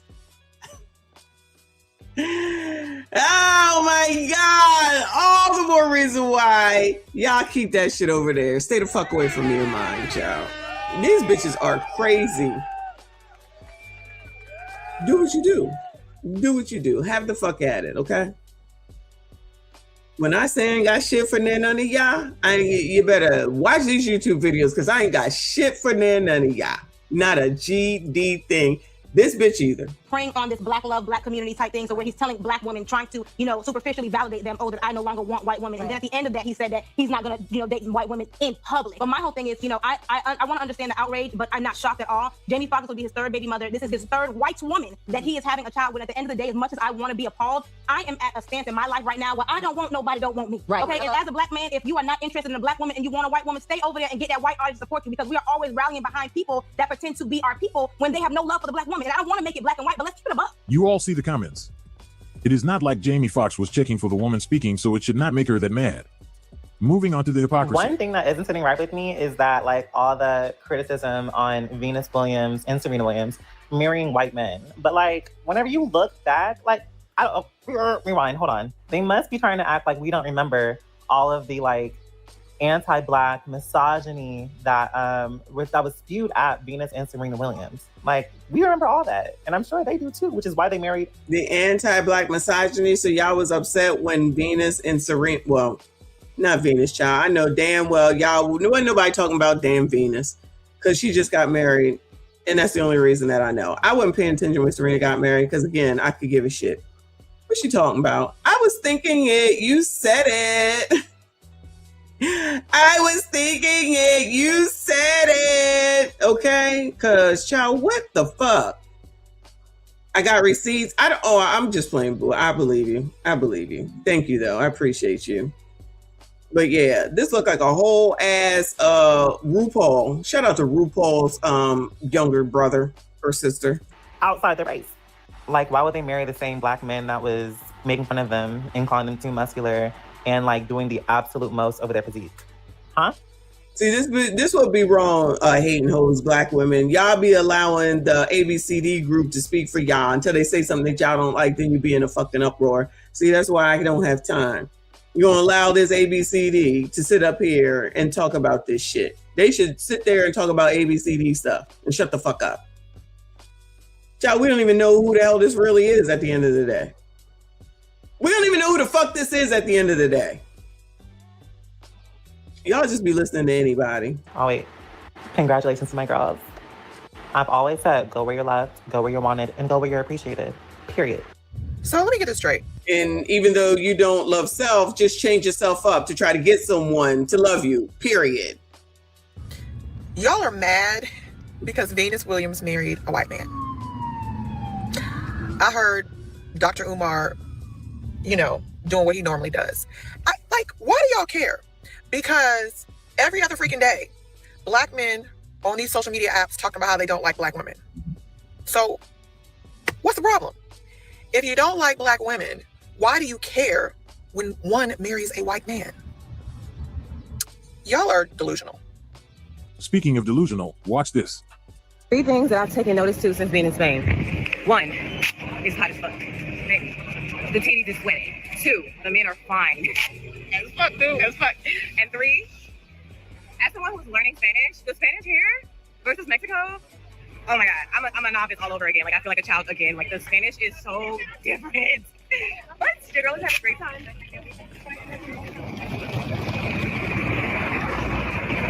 Why is he standing there looking at me? What the fuck? He's so weird. I'm just making sure. Is he taking a picture or is he looking at me? No, he's definitely looking at me. Yo, people are so weird. Why are you standing here? Me looking at you, you looking at me. What is going on? Oh my God.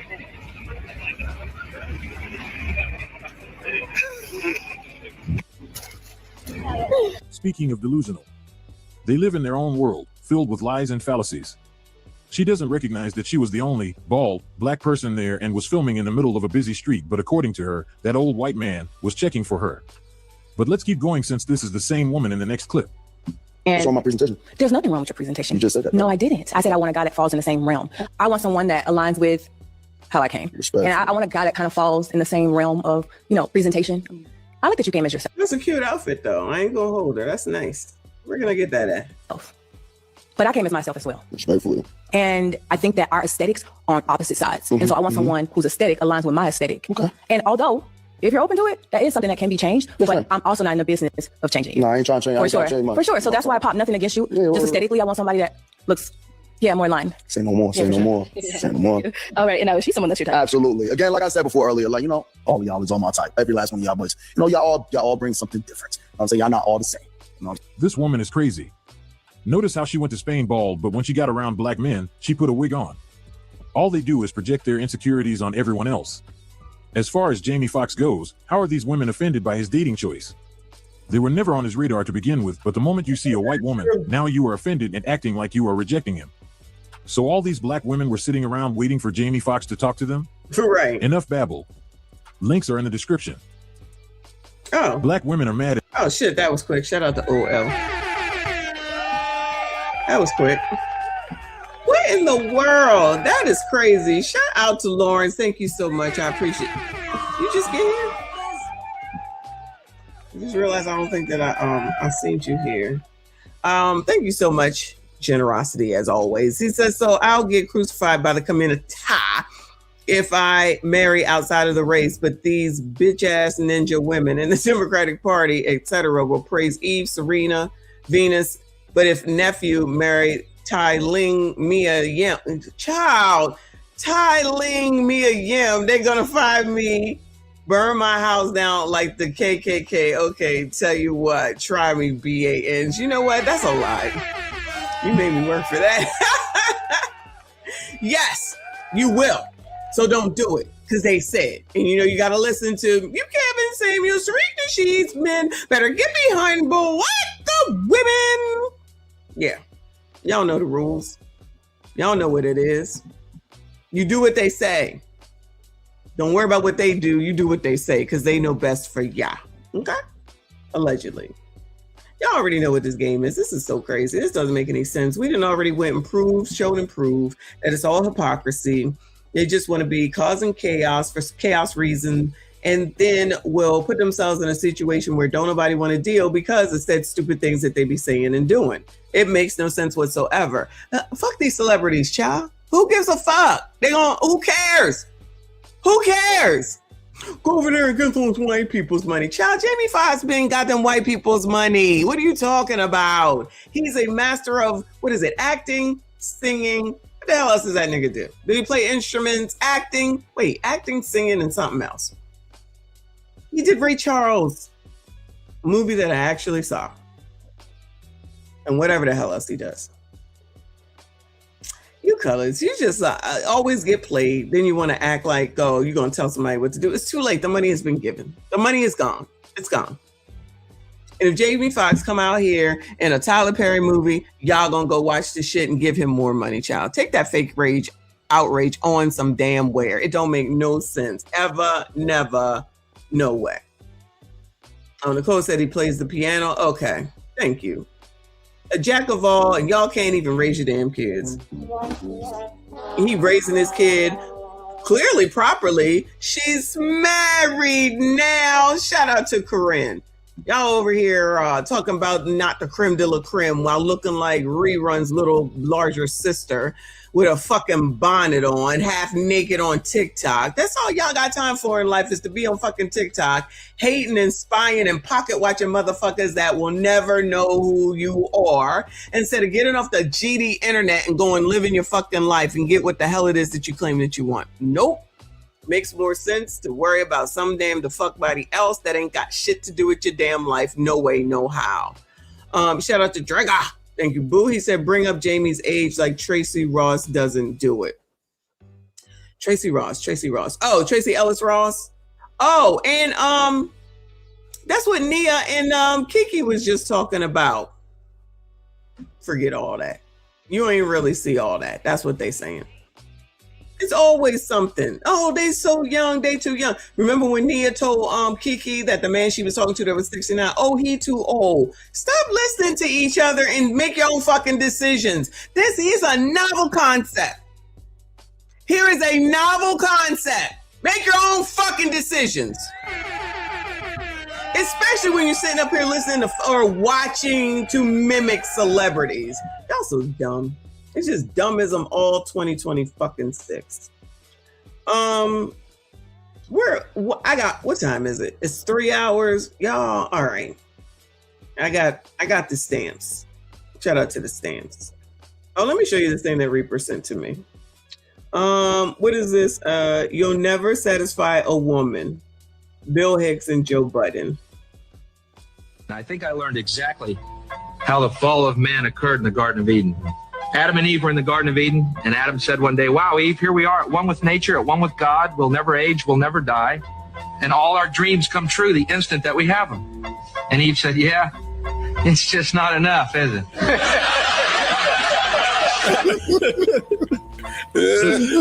Wow. That's not funny. I was just waiting for more.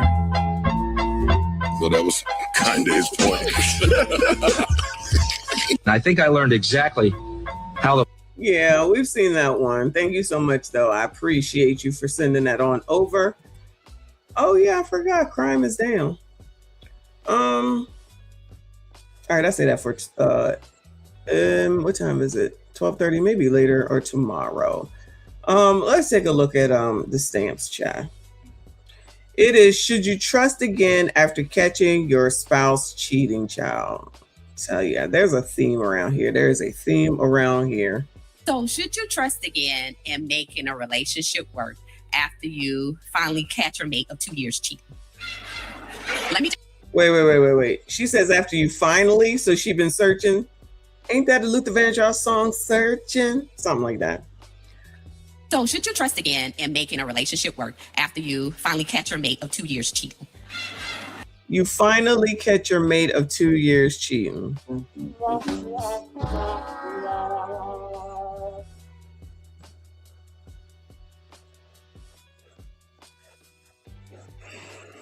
Anyway.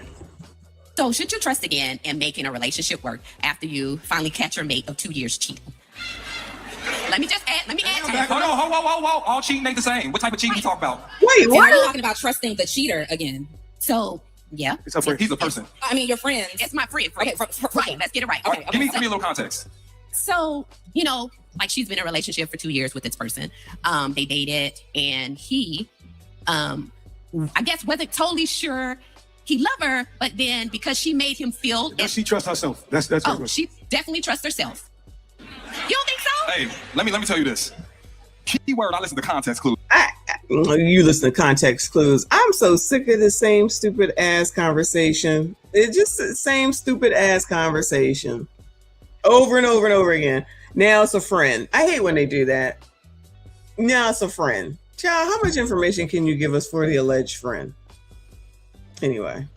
With this person. They dated, and he, I guess, wasn't totally sure he loved her, but then because she made him feel. Does she trust herself? That's oh, she definitely trusts herself. You don't think so? Hey, let me tell you this. Keyword, I listen to context clues. You said finally. Yeah, have you ever finally called a because you suspected for quite some time. You know what through that phone many times? Yeah, because she was looking for something. Yeah. But this time he forgot to delete the message. Guess what? You're absolutely right. She knew, but it was him saying, "You always accusing me." So he gaslit you. Gaslit her. Yeah. Gaslit her. Yeah. So let's get into it for a second, okay? Listen, relationships aren't perfect. We get it, right? Right. People cheat sometimes. It happens, right? People cheat sometimes. People do cheat sometimes. You ain't gotta cheat. Not that it has to happen, but it does happen. Here's the thing. You know, if you had to, or that person had to catch him in the cheating, right? That person was gaslit in the process of being in that relationship, and that person, you know what I'm saying, making it seem like, you know what I'm saying, what you suspected was not the case. Then I feel like there's less grace for someone who doesn't have the ability to be honest, even when you catch them, right? It doesn't have the capacity to be honest about the fact that they're doing what they're doing. It's one thing to do what you do, get caught, be honest. We can work because there's trust established in the fact that even when I catch you, you're gonna keep it real. But if I catch you, you gaslight me, then I gotta find out on the back end. I feel like there are too many things that happen in the process for you to be able to trust that person moving forward. I say let them go, you know what I'm saying? Make peace with the fact that that's not your person and move on, sis. Donnie, before we go forward. Nicole, this is what I'm saying. That's what we was talking about the other day when we was doing, I think it was Free Pod, and the question was about looking in each other's phones. And there's been people, because I put that clip up too, that's talking about, oh, well, if you're in a relationship, you should be able to trust and you should give up the phone. And I'm just like, why? If you think something is wrong, you go and you find something is wrong, then go ahead and leave now. Why do you have to go? I mean, why do you have to go through all that? Just go ahead and leave, because that's what you think. You're going to sit up here for 2 years and waste your damn time if you already know what it is. Child, whatever. And then now you want to go to uncredentialed people for some shit. That again, so now they allegedly know, whoever it is. So now they allegedly already know that the dude was cheating, that the husband was cheating, whoever it was, right? You waited 2 years. So you were searching for 2 years, wasting your time for 2 years. Now you found out what you allegedly knew, and you still had to come to tonight's conversation to tell you what to do. Because at the end of the day, your ass don't want to leave, or why would you bring this shit up? I'm just saying. Is it cheating if I didn't come? Because women swear the body don't count if they didn't. Listen. Okay. So if the body don't count, is it cheating if she didn't give him head? She just hurt your feelings. Hold on. Is she in the moment he thought about cheating? I mean, ladies, Is if she you in the did moment he everything thought about? except give him some head, is it cheating? It's fixable if you didn't give him head. Okay. If you done swallowed his whole relationship is over. You wanted to service that. You said you dropped to your knees for that. Hey, I get the body head. He got that. What? Nah, Doc, you said it. Okay. Is that how it work? Is that how it work, y'all? Wow, they really went in right there. Hold on. Is it really cheating if there's no head? Is she because women swear the body don't count if they didn't. Hey, listen. Okay. So if the body don't count, unless is it cheating if she didn't give him head? She just hurt your feelings. Hold on. Is she in the moment he thought about cheating? I mean, ladies, Is if she you in did the moment he everything thought about? except give him some head, is it cheating? it's fixable if you didn't give him head. Okay. If you done swallowed his whole relationship is over. You wanted to service that. You said you dropped to your knees for that. Hey, I get the body head. He got that. What? Nah, Doc, you said it. Okay. Yes, I said is she in the moment he's thinking about cheating and he don't divulge that to you. And I think it's a general rule of thumb. I think it's a general cheating start like we talked about yesterday. It's the series of choices before you even get to the act. And you know what they be doing, right? So I feel like it's a general rule of thumb, especially for the men. If you're a man that cheated on your woman and you say you love her, I don't feel like that love is able to be exhibited unless you offer to her or actually advocate that she leave you. Because, hold on, real quick, every single time she remembers that shit, she gonna have to forgive you again. That PTSD of infidelity is a thing a lot of times men don't understand. So if you really love that woman, y'all may get back on the other side, but at least need to be a 6 months to a year. She go do whatever she need to do. She needs to be able to heal on her own first. So I want to add. Wait, is he saying that she needs to go and cheat on him for 6 months? What are we talking about? What? Nah, Doc, you said it. Okay. Yes, I said is she in the moment he's thinking about cheating and he don't divulge that to you. And I think it's a general rule of thumb. I think it's a general cheating start like we talked about yesterday. It's the series of choices before you even get to the act. And you know what they be doing, right? So I feel like it's a general rule of thumb, especially for the men. If you're a man that cheated on your woman and you say you love her, I don't feel like that love is able to be exhibited unless you offer to her or actually advocate that she leave you.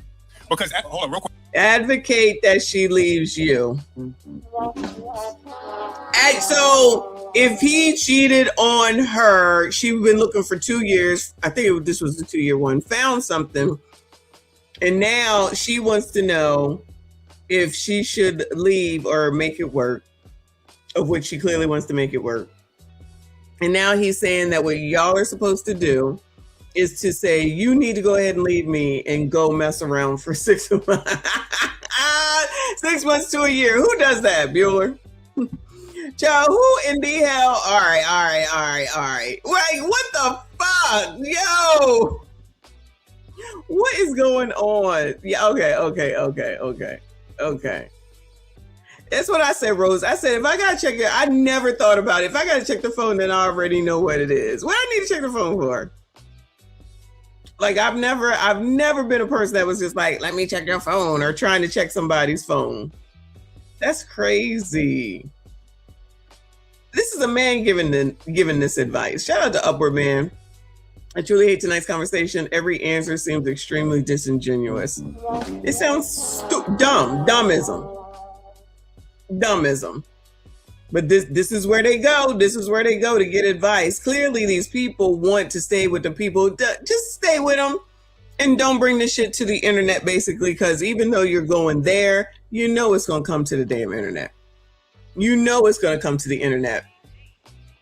Convos used to be, how long y'all been married? Now everything is cheating and beating. Facts. Crazy. It's crazy. Like every single time she remembers that shit, she gonna have to forgive you again. That PTSD of infidelity is a thing a lot of times men don't understand. So if you really love that the PTSD of infidelity, is he rhyming? woman, y'all may get back on the other side, but at least need to be a 6 months to a year. She go do whatever she need to do. She needs to be able to heal on her own first. So I want to add, though, thanks for that, Doc. I want to add that the elephant in the room, I heard what you spoke fast, but I heard what you said. You said that he wasn't really sure if he loved her or not. That's what you said. Am I correct?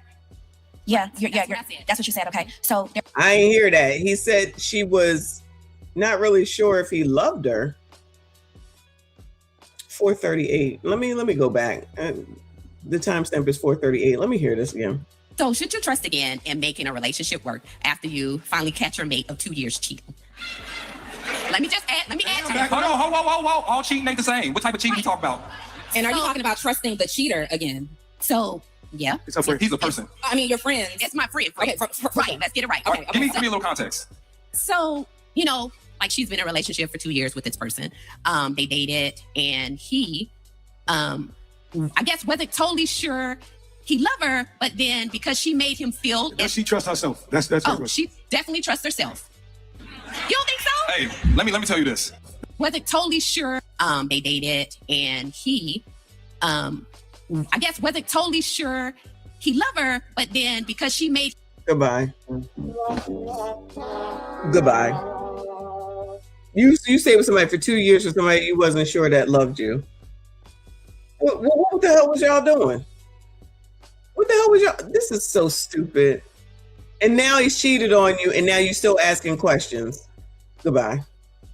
Goodbye. Yeah, that's what you said. Okay. So there's one requirement that you need to make a relationship work. One. Every woman in this room, one requirement, and that is a man that is sure of you. Okay? Period, point in the blank. Sure of you. For any woman to have all these standards about he needs to be 6 feet, he needs a six-pack, he needs to make money or whatever, you can go with no money, but he's sure, versus money, success, love, and he's unsure of you. Okay? So that's really the main issue here. He never was sure of her, and a man that ain't sure of you will lead you to hell in a handbasket. I'm gonna back it up just a little bit, Tasia, because before we even get to concerning ourselves whether or not a man is sure about us, we have to determine what kind of self-respect we have for ourselves, right? You have to love yourself enough first. We operate as human beings from two places, either in love and fear. You can't coexist in the two, right? And so a woman who, I know he's cheating, I'm just waiting for the moment to catch, you don't need the moment to catch. You already knew. You are operating from. I said that, but she done wasted 2 damn years. Found out, like confirmed, and still trying to stay. That's why I'm like, what is the point in doing all this then? What is the point? So after waiting 2 years, after doing all this, if he sits up here and says, you know what, girl, why don't you just go on for 6 to 12 months and I call you in 6 to 12 months? Who thinks she gonna go? Bueller? What you trying to do? She ain't going nowhere. I don't even know why this even came up. She ain't going no damn where. This sounds ridiculous. Her voice is annoying. I can't stand her. Let me see.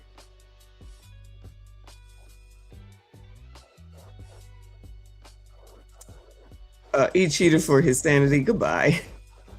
There is never a point they love mess and toxicity. Clearly. A place of fear because you're scared of the possibility that what if I was wrong, or you're scared of the possibility of what if I find out, what am I going to do? You don't want to have to make the decision. You have to operate and treat yourself from a place of love yourself enough to know that you can get the next one before you even dismiss him. That's really good. Oh. Yes, you already knew. You are operating from a place of fear because you're scared of the possibility that what if I was wrong, or you're scared of the possibility of what if I find out, what am I going to do? You don't want to have to make the decision. You have to operate and treat yourself from a place of love yourself enough to know that you can get the next one before you even dismiss him. Get the next one before you even dismiss him. So cheap back. Is that not what I just heard? Is that what I heard? Or did I hear it wrong? You already knew what it was, so just go ahead and find the next one, and once you find him, then you leave him. What? Then what was the point of all this? What was the point of all this? Y'all, I can't do it. Yeah, Reaper, the best cheaters, right? Shout out to Dre. Thank you so much, hon. He said they come into my city soon and the women are scrambling for tickets, all to watch a high-priced psyop. And the subs for Derek Jackson actually went up after the cheating. I do believe I remember that. I cannot. This is ridiculous. Oh, I'm going back when they come back, though. I'm going to try to record this time, though. For real. This is crazy. Okay, it wasn't just me. Thank you, Dre. Okay, you heard it, too. What are we doing?